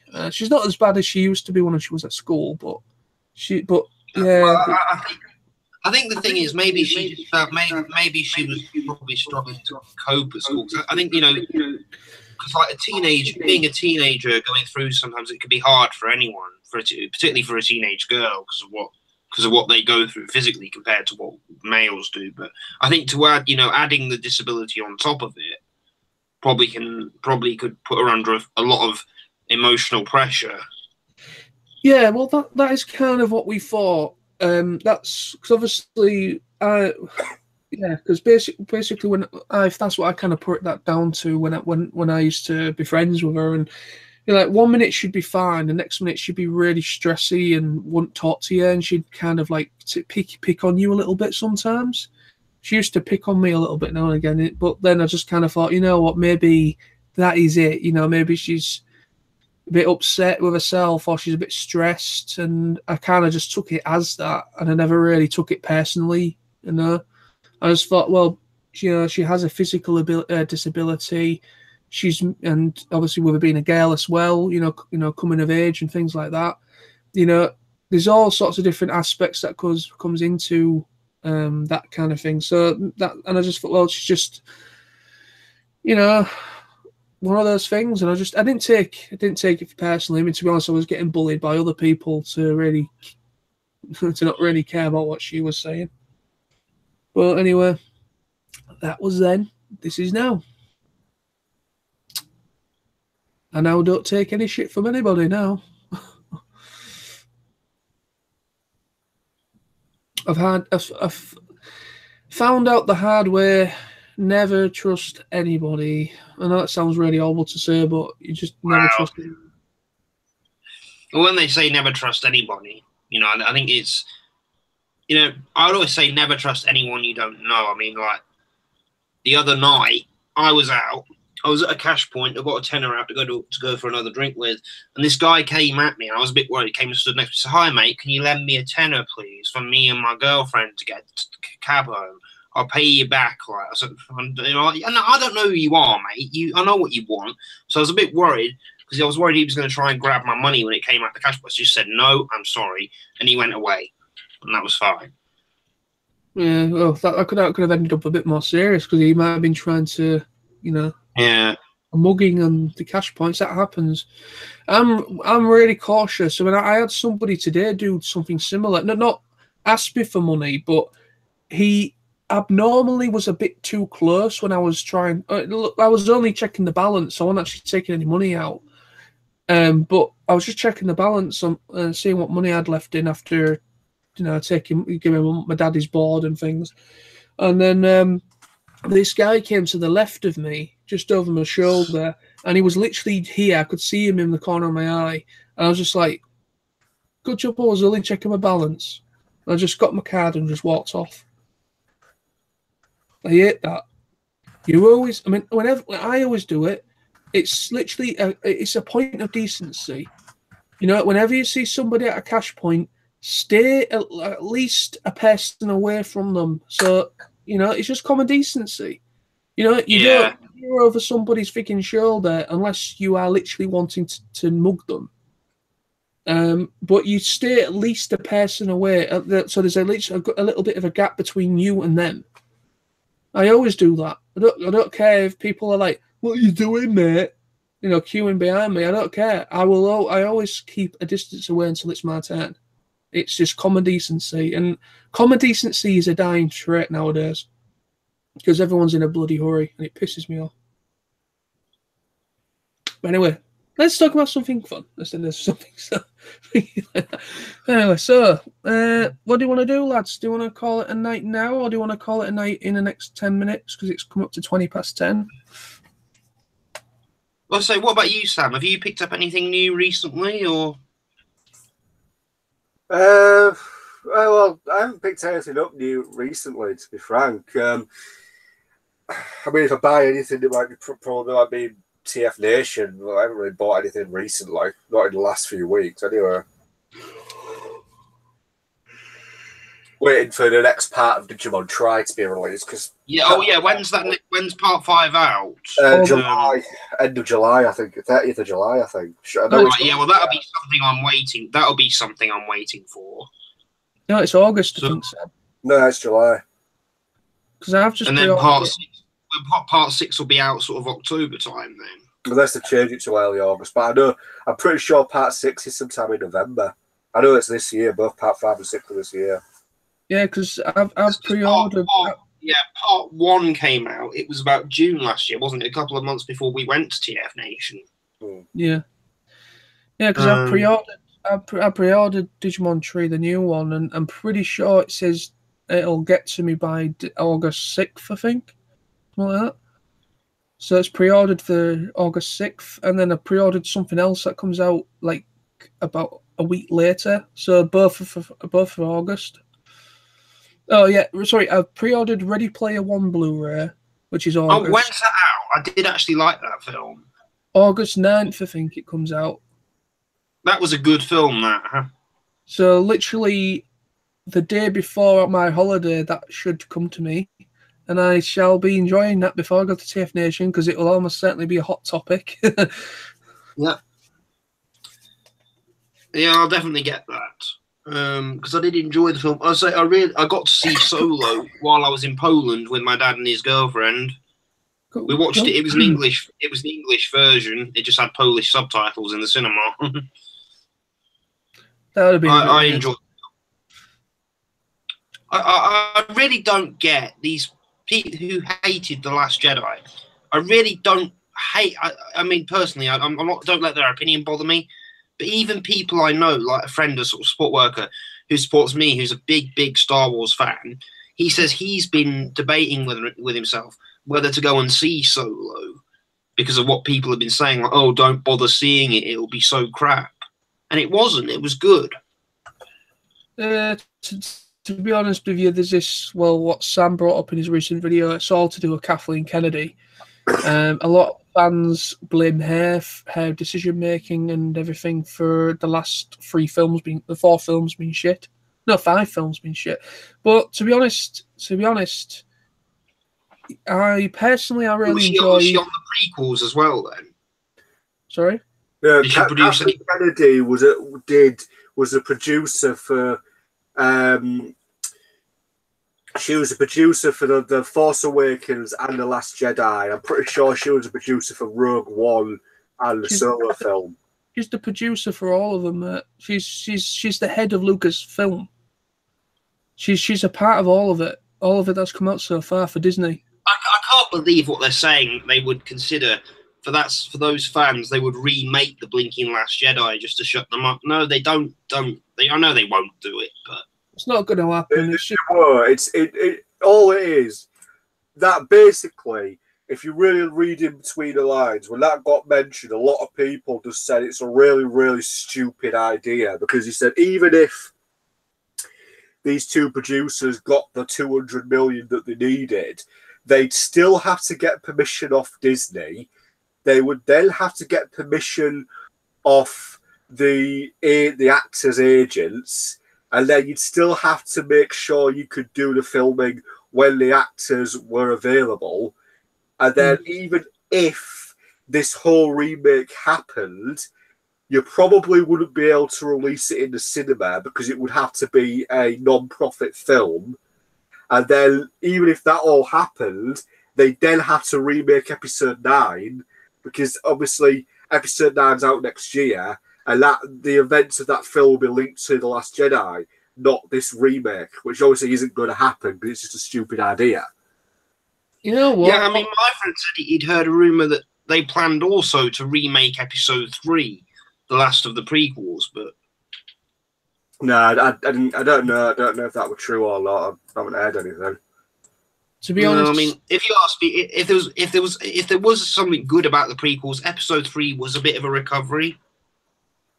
You know what? To be honest with you, I'm not really going to talk too much about Kathleen Kennedy because it's bullshit anyway. But to be honest, what I've seen since Disney have been bringing out more Star Wars films. Personally, I'm a Star Wars fan. I enjoy the Star Wars films. I'm happy that there's more yet to come. I've enjoyed every single one that has been released so far because I'm not a bitter, opinionative idiot. Or should I say someone that likes to let's say sexist, racial, arsehole bigots. Yeah. Like that is like the 1 or 2% of the fan base. Yeah. And another thing this year, I mean, there's not a Star Wars film coming out at Christmas this year because Solo's come out earlier. So what's the big film going to be in December? It's Bumblebee. Pardon? It's Bumblebee. Yeah. Bumblebee's out in December as well as the animated Spider-Man film. Oh, I must see the Spider-Man film. And of course, yes, I will go and see Bumblebee. I know what else. It's Alita Battle Angels out on the same day. It's literally they're basically the same day as Bumblebee. 3 big films are out on the same fucking weekend. So it's going to be interesting to see what the box office take is going to be on the opening weekend for Bumblebee. Because there's Spider-Man animated movie coming out as well as Battle Angel Alita. That's about Miles Morales, isn't it? The alternate Spider-Man after Peter's died. Yeah, it's the. Is it 2099 Spider-Man? Is it 2099 Spider-Man? It's based on, Sam. You should. It's based off the Spider-Verse. It's based off the universe where there's multiple Spider-Man. Spider-Man existed altogether. Yeah, but I'm on about that guy who is Spider-Man, not the Morales or whatever his name is. Is he the 2099 Spider-Man? No, he's. I think he's based off the Amazing Spider-Man. No, he's not. Oh, the Amazing Spider-Man's normal, isn't he? Normal. What about the black kid? The black kid. Yeah, black kid. Yeah. But he's. I think he's meant to be I'm sure it's Spider-Man. He's not. No, he's not Spider-Man 2099 because he's not wearing a 2099 suit. It's. I think he's meant to be Ultimate Spider-Man. Because 2099 is more akin to Iron Spider. Yeah.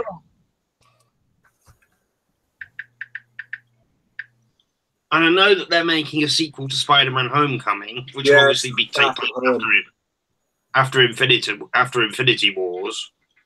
But part 2 for Infinity Wars will be out next year, so.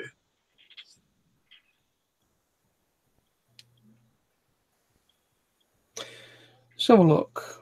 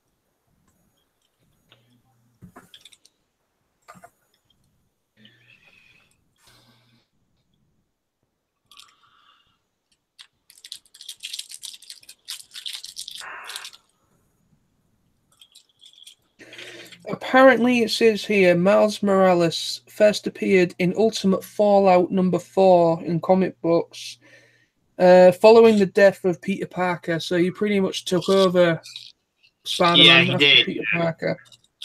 I heard what happened was he made his own suit, I think, and then Mary Jane gave him the formula for making the web fluid. And it says here he's obviously an Afro-Latino teenager. Miles is the second Spider-Man to appear in Ultimate Marvel, an imprint with a separate community from the mainstream Marvel universe. Although Morales features in the Ultimate Comics Spider-Man comic book, so it's the Ultimate Spider-Man animated TV series that debuted on April 2012 on Disney XD, but was later added to the main cast in 2016. So it's also so the film I'm talking about is Spider-Man into the Spider-Verse. That is the film that's coming out this year. So yeah, so that's pretty much what Miles Morales. I thought it was a 2099 Spider-Man for some reason, because I know there's like multiple universe Spider-Mans that come, I don't know. But yeah, I'm looking forward to that, and I'm looking forward to Battle Angel Alita because James Cameron's a part of that. The trailer looks amazing, and people are like, "Why is her eyes so big?" It's based on a manga. Oh, people, do my fucking head in. Anyway, I need to read the manga to that. Actually, I've got some of the. It's because it's weird because Battle Angel Alita, you've got the original actual comic book that was actually released like comics, not like as manga as we know it from Japan. No. Then you've got an actual manga story with a slightly different setting. So there's like 2 different manga sources or comic book sources for Alita Battle Angel. And then obviously there was I think it was made into an anime, I don't know. Like back in the 80s or something. I can't remember. But anyway, so I'm really looking forward to it though, because it's interesting. What I've read, it's pretty much following the story that I've seen or read a bit of. So it is following the original story, I think, the original comic. I'm really looking forward to that. It looks brilliant. And no, I don't care she has big eyes, because that makes sense.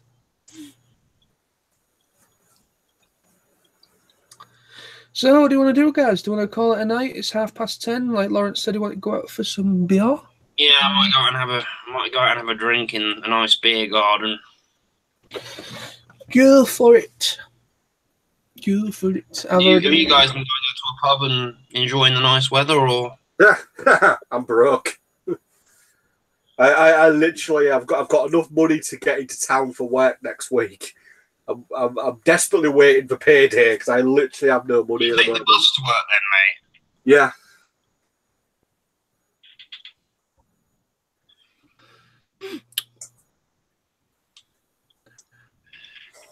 Sam needs to stop the spending every month. He needs to stop the spending.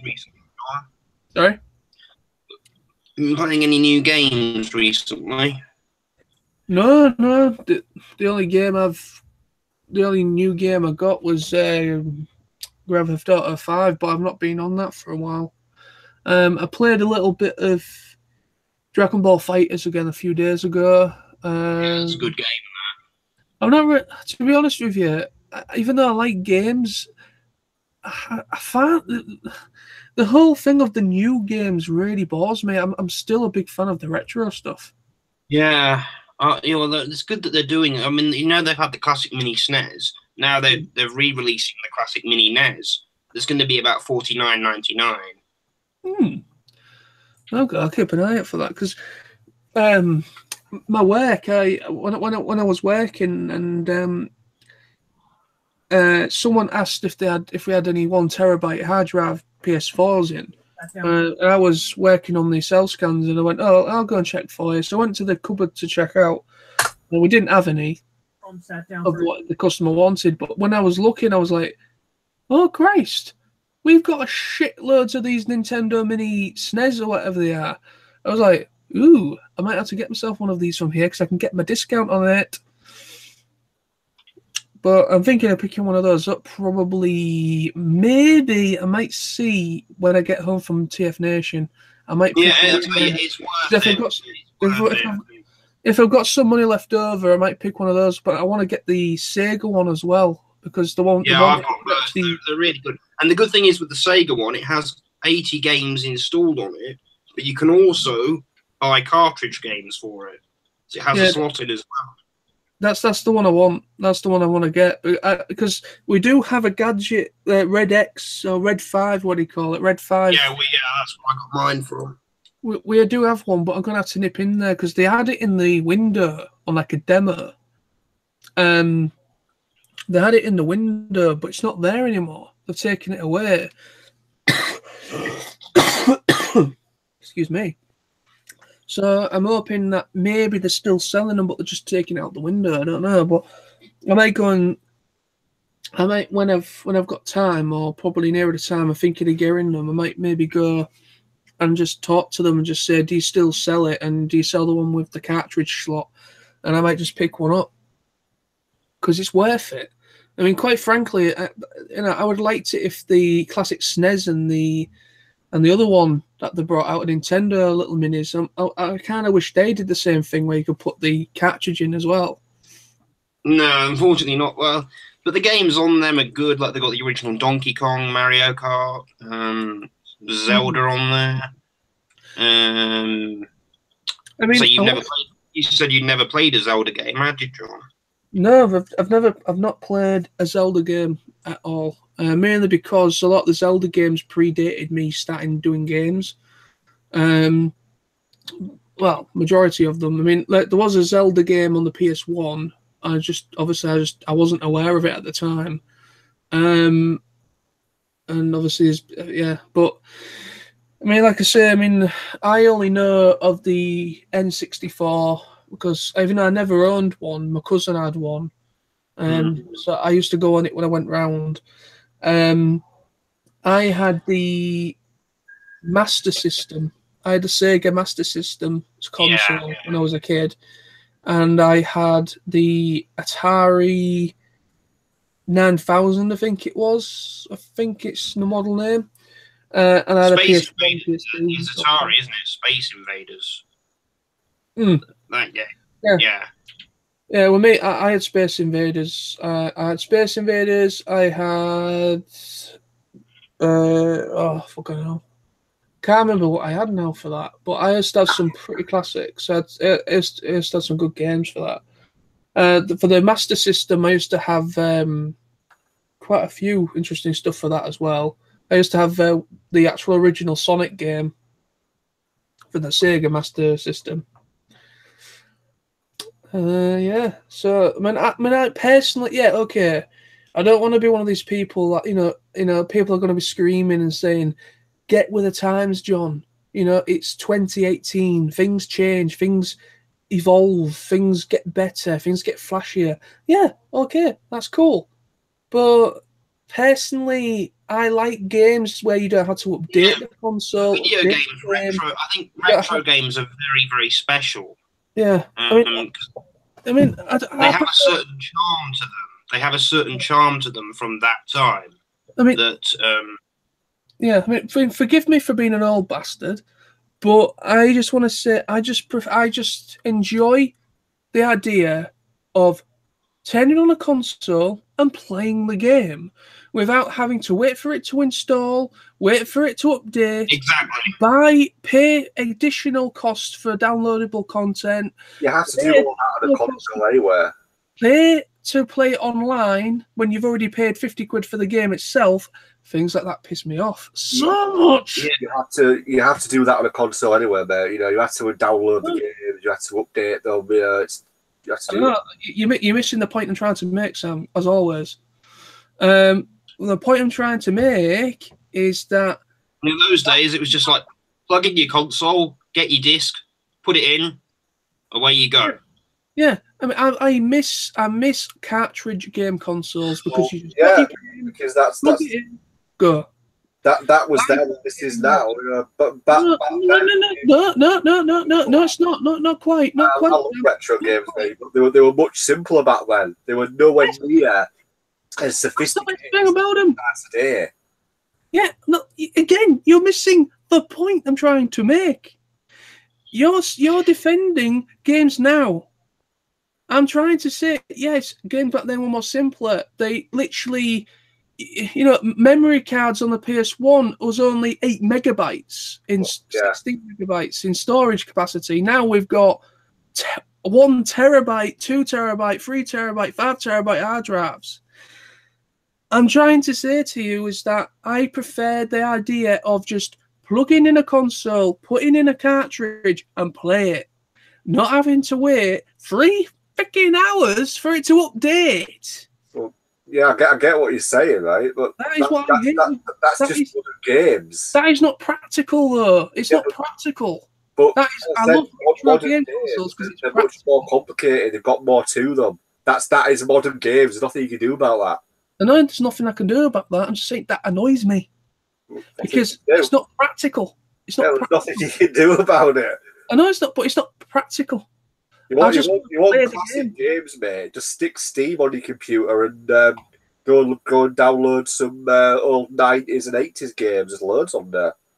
But it's not the same like trying to play a computerized sort of version of a console game because you used to have holding the controller in your hand. Imagine trying to do it. I'm not on about console games, mate. I'm on about the proper retro PC games, the games that started it all. You don't forget. PC started the gaming race, but before that there was nothing. The console just kind of adapted to it. The PCs were leading. Adapted to it. They did adapt to it. When the PlayStation 1 came out, it was 5 years behind PC. They didn't adapt to it. Behind it. They just said, well, we can make this and put it in the living room of the people instead of people like Sam that doesn't like to show his face in society. Shut them in a room playing on a PC. There's no difference in that scenario. No, there is, because you can have a PC in a room full of people and do the same thing. No. You can't have shitloads of people. I could put two consoles into this computer and do the same thing you can do on a PlayStation 4. No, again, you're missing the point. With a PC, you can't have multiple people around you at multiple times with a PC because you're like this. WSD. No, you can have controllers. You can't do, but with a console, you can have it in your living room and you can be in comfort playing on a joypad. With modern software, I can sit in my front room right now, and with a certain bit of hardware I can buy, and I can transfer a game from my PC onto my telly and play it in there with a console, with a controller if I wanted to. But buy the console, you'd have to buy that additional software. Yeah, but compared to a PlayStation 4, my computer is god. Yeah. I've got far more power, far more graphical power, far more memory. Literally far more powerful than a PlayStation 4. Says the guy that blew it up fucking twice. I didn't blow it up twice. All right, guys, it's been great to talk to you. So I'm gonna log off. So that but it has been great. I've had great fun talking to you guys. I missed doing this. Well, we'll have to do a few more before we set off to TFN. We'll have to do a TFN one. The Wednesday before we go, we have to do a TFN chat and try and get a load of people on who'll go into TFN. Yeah. Okay then.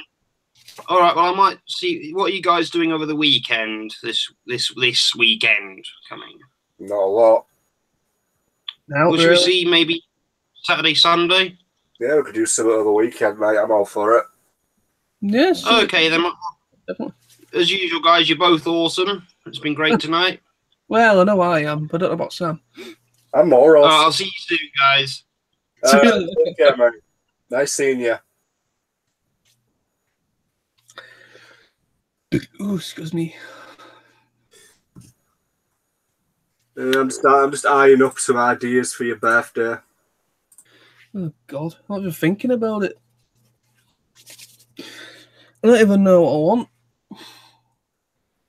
It was bloody hard for me to make a decision what I wanted this bloody for the last one that went.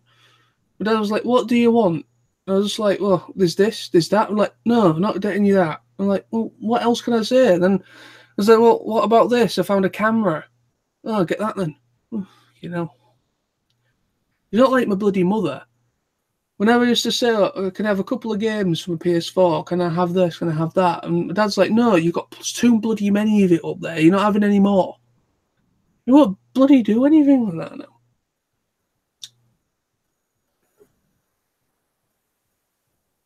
Well, I mean, I just like to try and be ahead.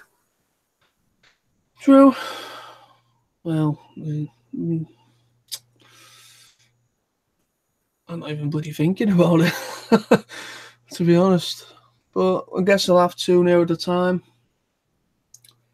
Like, I don't even know what I'm doing for Christmas this year because there's a bit of a thing with Christmas. All the adults in the family aren't going to be getting anything. Just kind of keep it to the kids in the family, which is, yeah, I suppose Christmas is for kids at the end of the day. But, yeah, because obviously my mum passed away because my mum was very much into Christmas and buying things for people. And my dad was pretty much like, oh, never, you don't have to get me anything. I don't want anything. But then obviously we always did. And it was the same. I bought you this pack of non-alcoholic beer. Have it back in your face. I also bought you this wig to cover your baldness. I am now running away as fast as I can. Father, why are you trying to run me down with your car? I thought you loved me. You see your dad going after you. Have your fucking wig back. Yeah.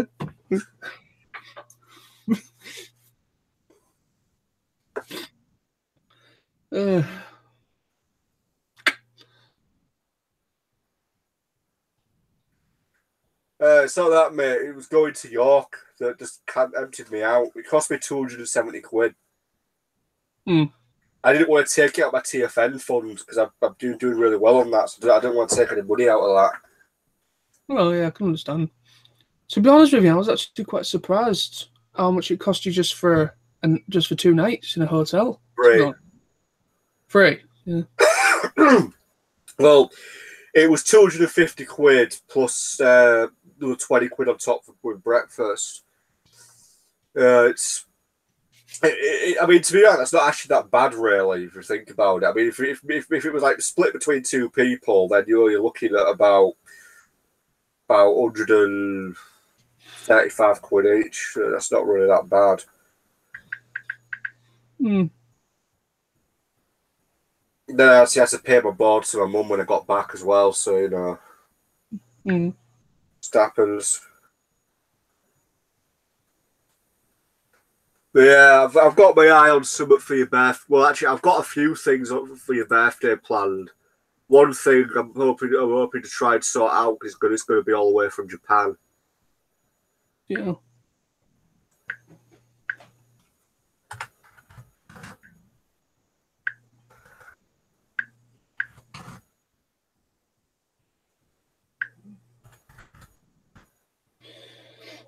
Yeah, you know, there's one thing I really don't understand what's going on with my recent videos lately. I've not made any videos for a while, except for the TFNation video I made a few days ago, and I uploaded early hours this morning. I uploaded a video to my anime channel talking about Seraph of the End, and that's all I've done. I've not done anything for a good few weeks. Except for those, and obviously this live stream. But yeah, it's just I don't understand what's going on with them because I mean, apparently it isn't the algorithm. I've been told that by Smizzy. It's not the algorithm. Apparently, it's me in a way. It's kind of as if like it could be something as stupid as the lighting's not right. Maybe the angle that I've got the camera at, silly little things like that I find incredibly annoying, and it's making people not comment and not like and kind of go elsewhere. And I was just like, well, how is that a thing? I don't understand what the problem is. You can see me clearly, you can hear me clearly. Just because the lighting, I don't have studio quality lighting, shouldn't be a problem. And I don't have 4K cameras. And I don't have the money for that.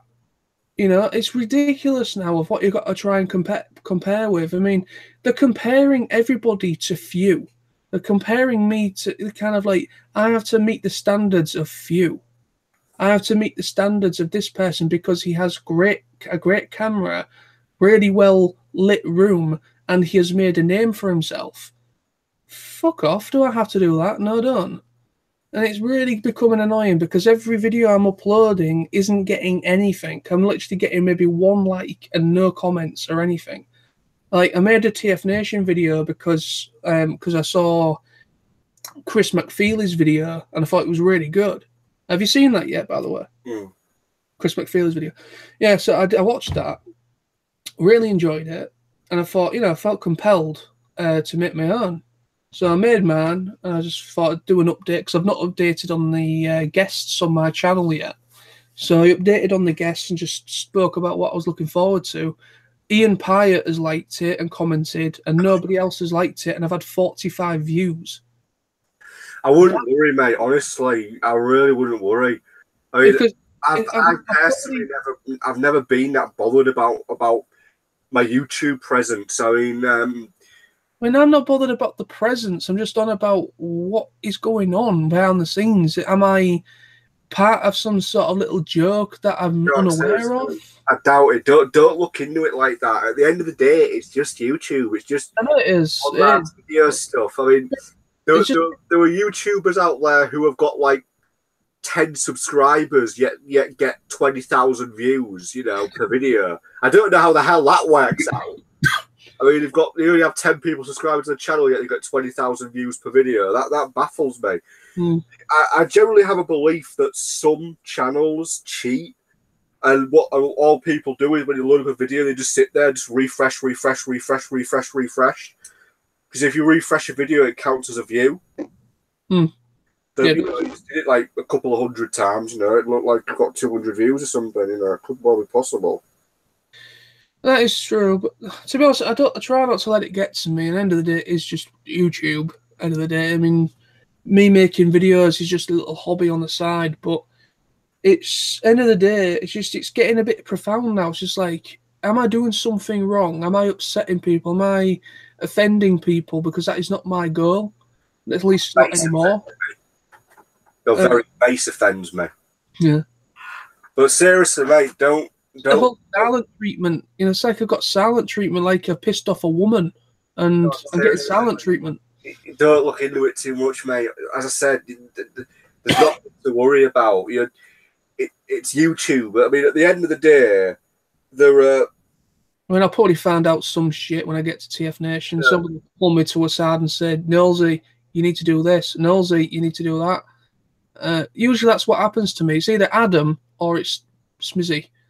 It's usually those two that pull me to a side. I've never actually had anybody pull me aside and say anything about my YouTube channel. To be perfectly honest, I doubt that many people at TFN even watch my YouTube channels. So I ain't too bothered. They will, but I don't think you've got as many people following your channel as I do. I've got about 136 people, something like that. I think. Let me have a look. Sure, I've got something along those lines. Yeah, I mean, to be honest, I shouldn't let it get to me and everything, you know, but it makes me think, you know, why am I getting this silent treatment? What have I done to deserve that? And if it's something as trivial as the lighting in the room isn't good enough, how is that stopping people from commenting? That makes no sense to me. But apparently my videos bore people. Apparently, you know, by the looks of it, my videos are boring people. But end of the day, I'm me, and I'm not going to change for any fucker else. That is what I'm saying. I've got 144 subscribers. Cool. I've got 277. I've got, I think, an extra 2 subscribers within the last couple of weeks or so. I'd probably say, in order, if I look at it, I mean, for example, what's interesting is a video I did about 2 months ago where I was talking about the Madeleine McCann investigation. That's had over 400 views. I've got a video where I just do a Let's Play video, a Star Wars Battlefront 2. That's had 73 views. Let's see. I mean, I've got like a walk around of TFNation from last year, which has got 361 views. The main hall walkthrough video, which has got 542 views. I mean, you kind of look at it. I mean, the ones that have the most views. For example, I did a video where about a year ago where I talked about the Spirit Riding Free Netflix series, and that's got 249 views. But that was trending at the time, so it would have been picked up. I mean, any walk around of TFNation that I do always gets about 400 to 500 views anyway, so people will check that out. You know. Yeah. Let's see. What else have I got here that's got quite high views? I mean, I only average at best. I average about 20 to 30 views per video. I average around about the same. What's interesting is 2 years ago, I did a brief review where I talked about Nate Wants to Battle and his album Mangled. That's had over 800 views. I did another one recently where I actually talked about all his albums that I've got, and it's only had 2 views. So for some reason, I did one 2 years ago about one album he did, and it got 800 views. I did another one 2 weeks ago about all his albums I've bought recently, and it only had 2 views. So I don't get it. I mean, it's a mixture of the algorithm and also the tags as well. Well, I put the tags I use are the same I used in the previous video 2 years ago, and as I said, that's got 800 views. Yeah. Let's see, what else have I got? I've got like a lot of the auto assembly videos I did. They've got like 100+ views. I've got an auto assembly montage for 2013 that's got 700+ views. It all depends, really. I mean, most of the ones that do pretty well tend to be convention related.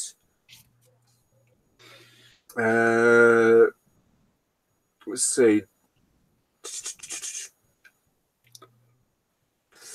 And then some of the other videos that I've got are just random videos with no real meaning to them and had about 10 views. But I mean, the most viewed video I've got is it's just like a picture montage of spiders, and that's got nearly 3,000 views. And it's just loads of random pictures of me, you, and Tony pissed. that's got like nearly 3,000 views. But that's my most viewed video. Maybe thousands of years from now, that'll be history. That. And here we can see the average Yorkshireman in a pissed up state. That guy there's got a beer glass on his head. That guy's dressed as a woman. It'll be history one day. I wouldn't worry about it, man. I mean, at the end of the day, it's just YouTube. It's just another social platform, really. I know it is, but it's a bit strange. It's like all of a sudden. Why am I getting feedback? I'm hearing feedback. I'm hearing my voice back at the same time I'm speaking here. Don't know what's going on. But anyway, so it's weird. I got a comment from Smizzy on one of my vlog videos, and I was just talking about maybe it's down to algorithm. And I thought that's generally what it is. It's just algorithm. Maybe some people in my subscription box aren't getting my videos. That happens. Mm-hmm. And he just said it's not the algorithm, John. It's kind of like he said in a way, in his own little way, it's you. It's just how you come over in the video. It's just how it looks, like lighting and. I mean, I don't get that. I mean, I've watched videos of people that have had like 20,000 views, and all they are is somebody sat like this in their own little space, just talking about a film they watched. And you can have 20,000 views after a 10-minute video of them talking about a film. I don't get it, mate. It's not like I'm looking to become a YouTube sensation, but I do sometimes wonder, how can somebody who just talks about a film for 10 minutes get 20,000 views, and somebody else do the same thing and only get 10 views? Yet they've done the exact same thing. I don't get it. I mean, to be honest, there is a problem with favoritism with some people. I mean, yeah, Few is great. He's a great guy. I've met him myself. He's a really nice guy. He makes some really funny, great, entertaining videos. But at the end of the day, he's only been Few Adams, awesome Transformers reviews. He's only been doing that for not long. About 3 or 4 years, he's really transformed his channel in that way. And now he's doing it full time, and he's now got a Patreon account. So he's now essentially earning money through patrons. And all well and good. I wish him the best with all that. I really do. And he deserves the views and the subscribers he has. But to the end of the day, he doesn't do anything different to what I do. The only difference is that he has like witty one-liners, and he makes up really funny little quotes to represent a toy, and he talks about a toy, and he transforms it, and he pretty much just does it with a really nice looking camera, and he's just few. You know what I mean? He's just being himself, but just because he's promoting himself more in a putting more, making himself as a name, people respect him more for that, and I don't understand that. I mean, essentially, you could say I'm promoting myself as a name because I go by Nosy. So essentially, TF Nosy is my online persona, even though I'm not putting on a persona. It's me. Just I call myself Nosy. I don't have an online persona. It's just me, and I've never had a problem with coming over as myself at all. And it's just all of a sudden because few and people like few are kind of taking people's attention away from the smaller minority like myself, you, and other people that are under 1,000 subscribers. It's very unfair. Well, I mean, just to advise, I mean, the only 4K webcam I can find at the moment on Amazon there's two actually. That's the same one. There's only one yeah. I can find, and that's about 240 quid currently. But I mean, I don't know, mate. I mean, YouTube's always been a bit of a peculiar platform because YouTube is all about broadcasting yourself. That is what it used to be, and that is what it's now changed. It's now no longer broadcast yourself. It's now how much can you make yourself look good, and it is now how much money can you make. I mean, not everybody can make money on YouTube. That is why people do patrons, because that is the only other way they can make money on. Well, the patron thing took over within the last year because of the fact that YouTube kind of started to decrease in the whole partnership thing. And so a lot of people that were really making money through it had to switch to Patreon to actually keep supporting themselves. Because the truth is, mate, a lot of the people that are making money through YouTube, that YouTube is their life. Yeah. I mean, there's one of the channels I follow who's pretty successful. I think he's got about 600,000 subscribers, and he gets he averages about he tends to average easily, you know, depending on the video, you know, you can average about 10,000 views minimum to a maximum of maybe 200,000 views, you know, but he's got about just over 500,000 subscribers.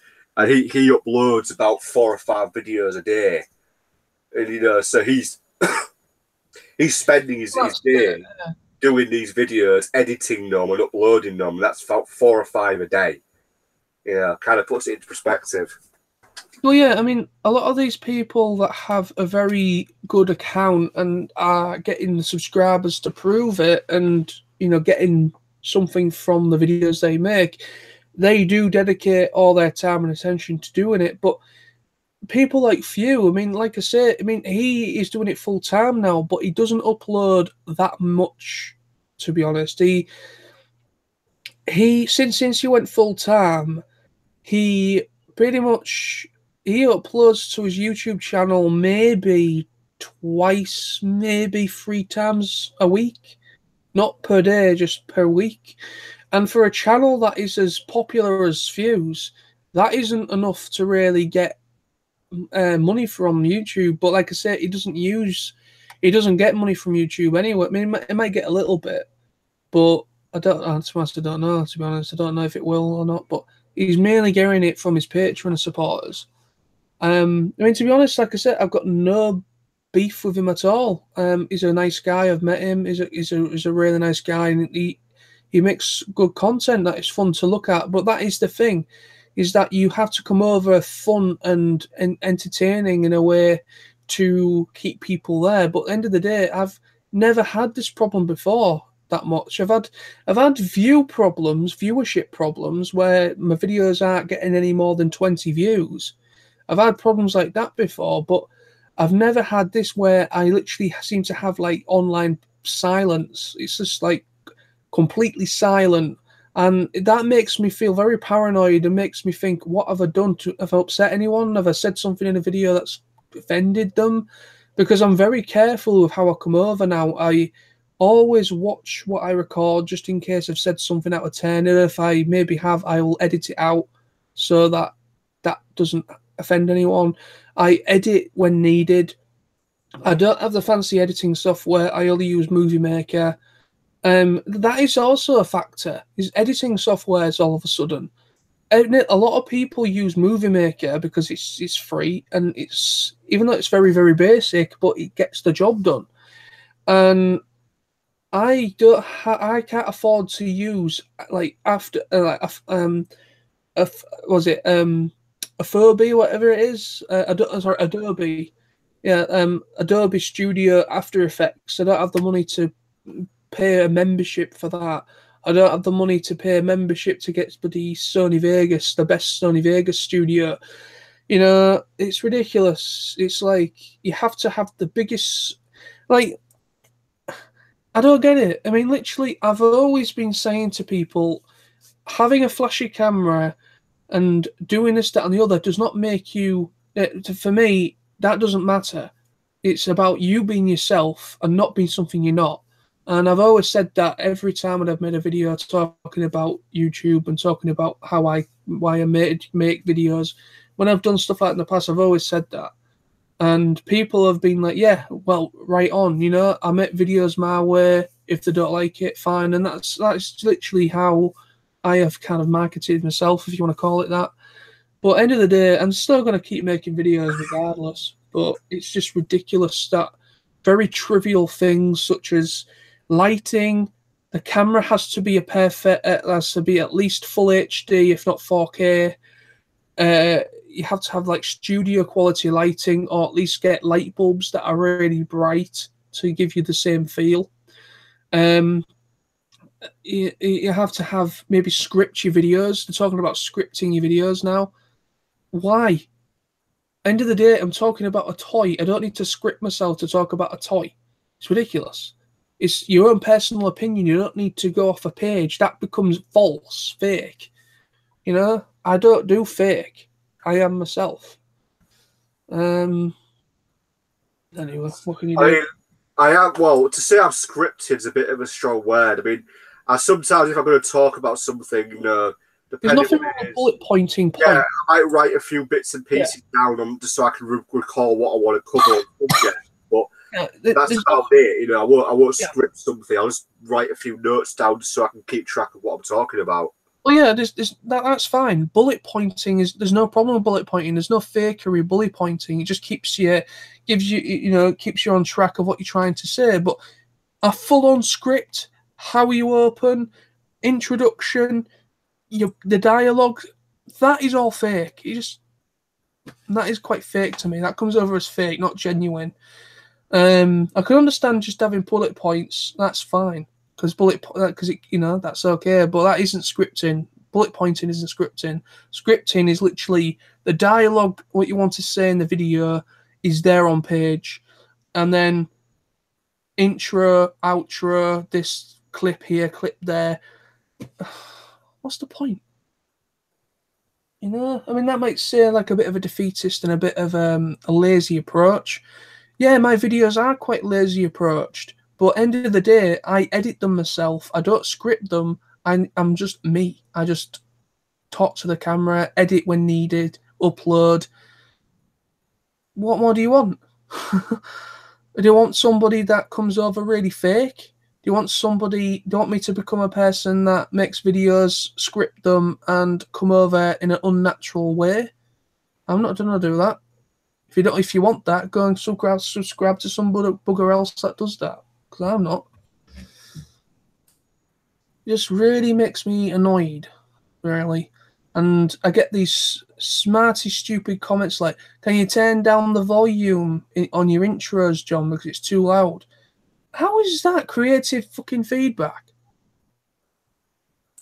You know, it's really annoying. It's like if I get a comment, it's something like that, really, can you turn down your music in your intro? That was a good video, or anything else you'd like to say instead of just saying that? Because what's wrong with just turning the volume down on your headphones or on your speakers? You know what I mean? It's things like that that makes me think I've been targeted as just a bit of amusement for some people at the moment. Even though it's nothing bad, but I just generally think I've been taken for a fucking ride a little bit sometimes with the videos. And then I always found out about it in the end, usually at TFNation in front of everybody, and then I'm made to look like a fool. I feel like I've been babysitted, to be honest, by some people, and it does my head in. I'm a 29-year-old fucking man. I don't need fucking babysitting. John, I wouldn't look into it too deeply, mate. Yeah, but it annoys me. I've always been treated like a fucking child ever since fucking school and college. It does my nut in. Everybody else is like, oh yeah, he can do that, she can do this, and I've been always bloody downed. It does my nut in. Anyway, I do my videos my way. If you don't like it, hit the highway. That's what I say.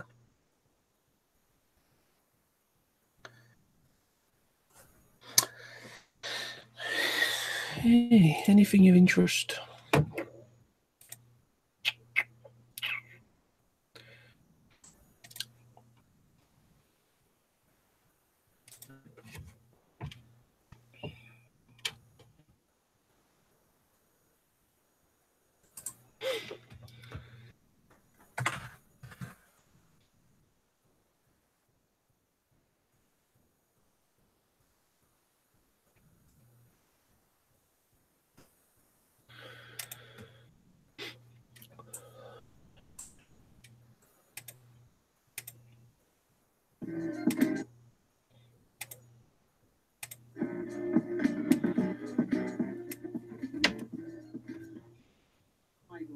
I'm back for another video. Something a little different. Not TFNation related this time, but there will be more as and when I've got more news to relate from the team. Today, now, I haven't actually been challenged myself. But a few of my friends have done it. I've watched a couple of them today. And I like the idea. It's something a little bit different. I've done Q&As before, I've done reviews. I thought I like the sound of this one. So, as per the title page, we ended up into this YouTube challenge. So, without further ado, question 1: what inspired you to become a YouTuber? The first video I recorded ever watching this was June, July 2013. I was planning on going, and I did go to Bottom Assembly 2013. My official Facebook page, and someone who's a good friend of mine, Ben Juice 84, I posted a 5-minute stop motion animated video. They challenged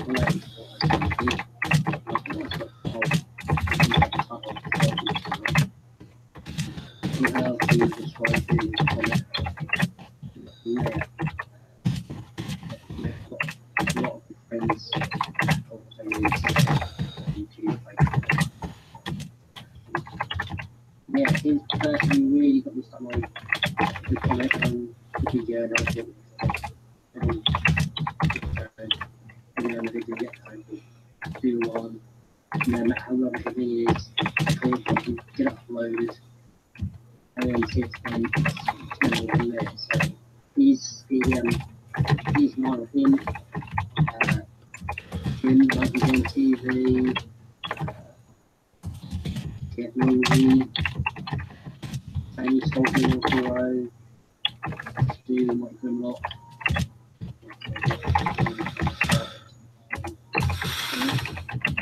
And then Sam with us, you want to have a whole bunch of useful. And Ray on our message.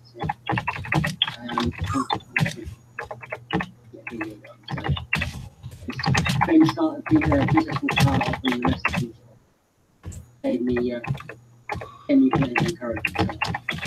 Question 2: what impression do you wish your followers to experience in your challenge?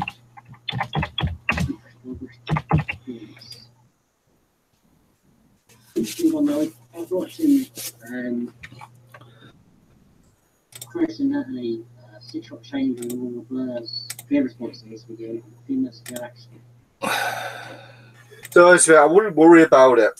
Honestly, it like I said, there's a like, for example, there's a YouTuber called Star Wars Theory, and he obviously talks about Star Wars related stuff. He hasn't been on YouTube that long. I think he's only been on about maybe 2.5, 3 years, maybe 4 years tops. And yet, in just a few short years, he's got a fan base of over 1 million subscribers. Hmm. Yeah, there are other Star Wars channels out there, but none of them have anywhere near that many subscribers. It's just, I mean, it's just bizarre. Some YouTube channels literally can become big in the space of a year or two. Others could take 10 years. Others could be up for 10 years and never go over 20 subscribers. The biggest issue is YouTube's getting so big now that I think every time you upload a video, every time a new channel comes along, you're fighting against the thousands and thousands and thousands and thousands of other YouTube channels. Oh, yeah, of course you are. I mean, that's what the algorithm is. The algorithm was created in a way to kind of like deal with the whole shitload of people that's on the system all at once. But I mean, to be honest, yeah, I mean, you could be right. I mean, it probably is a little. It's probably partly is. I mean, like, my anime channel's been up now for 5 years, and I'm only at 88 subscribers, and I've been up for 5 years. And I checked last night, and I went back on some videos just to see, you know, what the viewership's like on some of them, and I found one at 2.7 thousand views. And I was like, right, okay, I had one at 2.7, I had one at 1.7, I had a few others at like over 1,000, 800, and they're all very spread out though, like right from the beginning of me starting the channel right through to now. And most of the videos I upload there, I'm lucky to get over 10 views. And I'm like, okay, yeah, that is obviously down to the algorithm, or maybe you've done a couple of good tags, and it's got to people that want to watch it, which is great. But it's just like, okay, if I generated 2.7 thousand views, and how come that's not helped out with my subscribers, or it's helped out my other videos since that one? But that's algorithm, and it's down to tags. I mean, that's every time I've looked to see if I can make my videos a little bit better through people on YouTube, they say the same thing. It's tags, thumbnails. How you word your title, the title to the video, also, you know, kind of things like that. Also, communicating, commenting, and liking people's videos, commenting on people's videos, that gets you noticed. So things like that. But they're things that I've known ever since me starting. I've always commented, I've always liked, and it has helped a little bit. And also subscribing to people as well has helped. Over the years I've been doing it, but it's not helped me a great deal. My first channel, my Nosey00 channel, that was doing really well. I was nearly at 300 subscribers before I had to delete it due to copyright issues I had. Well, I took the decision. I didn't have to. I didn't realise that after they would actually get lifted after a while. But now, I kind of wish that I had my original channel up, because I'd probably be quite good now, because that channel would have been up nearly 10 years. Yeah, about 10 years since that channel would have been up, if I was still up now, or that one. But obviously, this channel's been up now for about 7 years. Because obviously, yeah, I don't know, but it's been up for quite a while, this channel. But to be honest, like I say, I might make me sound like I'm doing it for the subscribers, but I'm not. You know, I don't do it for subscribers. I just do it because I've got people that I've considered friends that enjoy watching my videos, and that's why I produce them. Because if anybody else comes along and watches them and enjoys them, then that's a bonus. But to be quite honest with you, I don't see the point of shelling out a lot of money or quite a bit of money just to make people think, oh, this looks visually nice. It's not necessarily how you come over, it's more visually nice. And I'm just like, hello, this is YouTube. You know, yeah, okay, there are some channels out there that have really nice, very nice frame rated videos, 4K resolution, beautiful cameras, really lovely crystal clear, and have really good studio lighting. But they are in studios. They have their own little studios. They have the room for that kind of equipment. I don't. I literally did this. This is like a flipping shoebox of a bedroom, and I'm thinking about getting myself a little studio light because I can get one for about 30 quid online, a decent wattage one. I'm thinking of just getting one, or thinking of getting an adaptive, a special adapter that you can put on a tripod, and you can attach it to where your camera is, and it kind of shines it's like a ring, and it shines the light into your face, so it picks up your eyes and everything, so you get a really nice crystal face shot. I'm either thinking about getting that or getting an actual light that I can just put behind the camera to kind of illuminate me a bit more. But I've got a new camera. I've got that Sony CyberShot with Wi-Fi access and everything on it, and that's full HD. And quite frankly, that does a really good job. It picks up the lighting really nice. And to be honest, yeah, okay, the world's shifting. The technology is shifting all the time.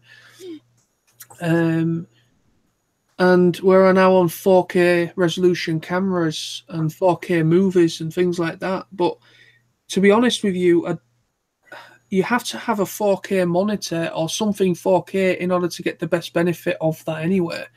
If you don't have a 4K TV, or if you don't have a 4K computer monitor or anything like that, you're not going to get the full benefit. It's just going to look like full HD. It's just going to come over as like full HD, but just a little bit sharper. I mean, don't get me wrong. It's some of the videos that I produced, they look beautiful with a really well lit room. But to be honest, I don't have the room for like 2 or 3 freaking lights behind me or in front of me. I don't have the room for a teleprompter thing, you know, to kind of like with a script coming off it. Even though apparently you can do teleprompter stuff on iPads and tablets and stuff, apparently, but I'm not bothering with that. I don't script. And yeah, I mean, the camera I've got that I got for my birthday, it's perfect for videos. You know, it's perfect for vlogging. It's small enough, compact enough, and it does the job. It does what I need, you know. And also, my phone's quite capable of producing really good quality video as well. To be honest, like I say, I mean, I shouldn't really be worrying about it. I mean, I only do this as a hobby. I don't have a Patreon account. I'm not going to make one because I know I'm not even going to get. I probably might get a couple of backers, but I won't get anything. I probably might get. Marla could probably get about 50 quid from patrons, and that'll be about it. And that sounds really horrible to say, you know, but I won't be able to support myself. You know what I mean? I know I won't be able to because I don't generate enough viewership per video, and if I do, I just get like this really eerie silence, and I just like, what is going on? And then I find out about it in third person later on, or in first person, depending on what's going on. But it's weird. It's just it's a weird experience because it's the first time I'm experiencing it. You know, it's maybe it's time for me to call it a day. Stop making videos. Maybe that's what they're trying to tell me in a psychological way. Stop making videos because they're boring. We want few. John, seriously, don't look into it like this, mate. You really look into things too much. Just do what you do. I know, but it's just I don't get it. I just don't get what the problem is. And if it's something as small as lighting, scripting, editing softwares, 4K resolution cameras, stupid. YouTube wasn't about that originally. It was about broadcasting yourself, getting your opinion across. That's what it was all about. Still is in my head. That's why I've never changed myself. But anyways, probably come to an end now anyway. Finished this little chat because we're coming up to 11:30. And I'm not early. 1:30 start in the afternoon, but a long day. Plus, I want to try and see if I can nip to bank before I go to work because I want to transfer some money to my savings account towards TFN. Now, I tried to do that today, but for some reason, the bank, our Barclays, they've changed the bloody opening and closing times. They close at 3:30 now. They've never closed at 3:30 before. I've been in the bloody queue in there at bloody 20 to 4. That's a worrying sign. I think that bank's gonna go. I really think, because I won't be surprised, to be honest, because there's a lot of banks closing, even though people use them, mainly the elderly and things, but because of contactless and online banking and everything, I won't be surprised if ours closes. Because NatWest has. NatWest has. The one at top of my street that used to be a bank that closed ages ago. The one across the road, that's twice. I don't think I've ever seen anybody in there. But that's closed as well. There's only Barclays. I think that's fully open in Ezel.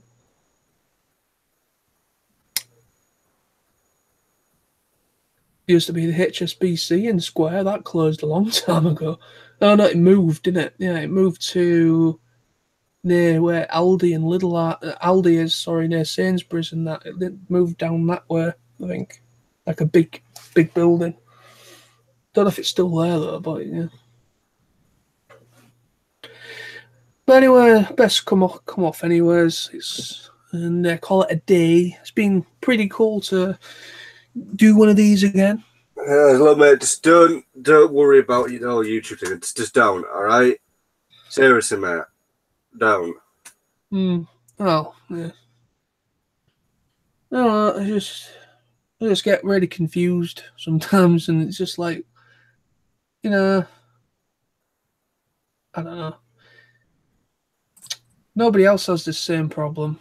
Nobody seems to have this problem.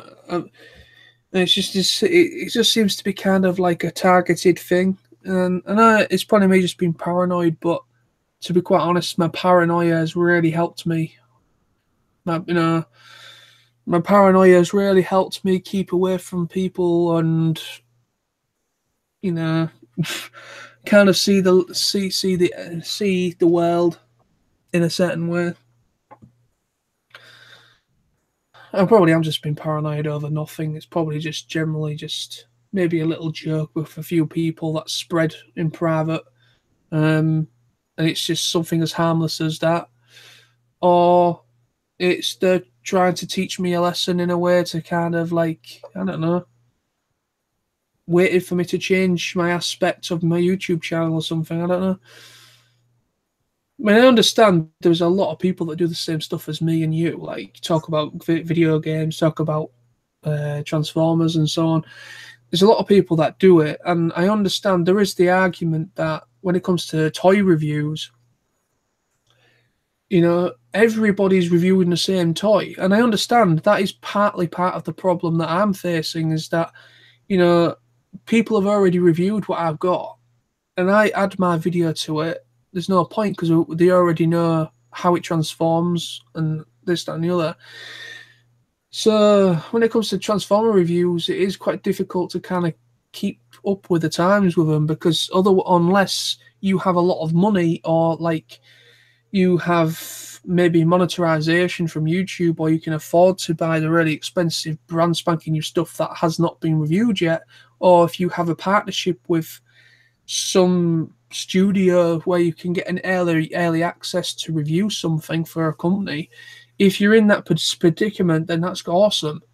But not everybody is in that predicament, and not everyone has the ability to ask a company if they can review your product on there in order to kind of get views and subscribers. Yeah. Don't worry about it, man. Yeah, well, I'm probably gonna cry myself to sleep with a nice big tub of ice cream. I'm joking. But anyway, I probably found out what's going on at TFNation. I usually do. I usually find it out in a very cryptic way and figure it out later. Usually when I try to fall asleep. Every time when I try to fall asleep, my brain comes alive and I think,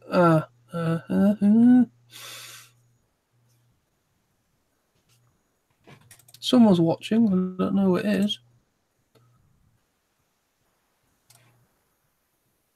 Someone called A. Literally, somebody called A. And it said hi, and I subscribed. Thank you. Cheers.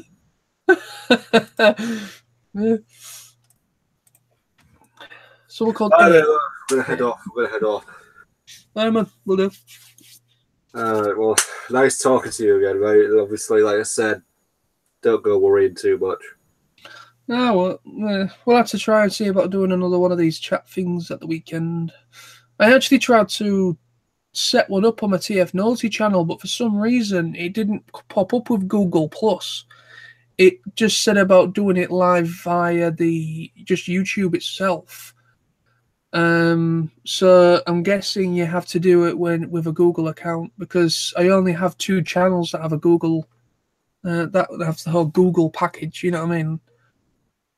So it's this one and the Brony channel. They're the only 2 ones that I can actually broadcast live on.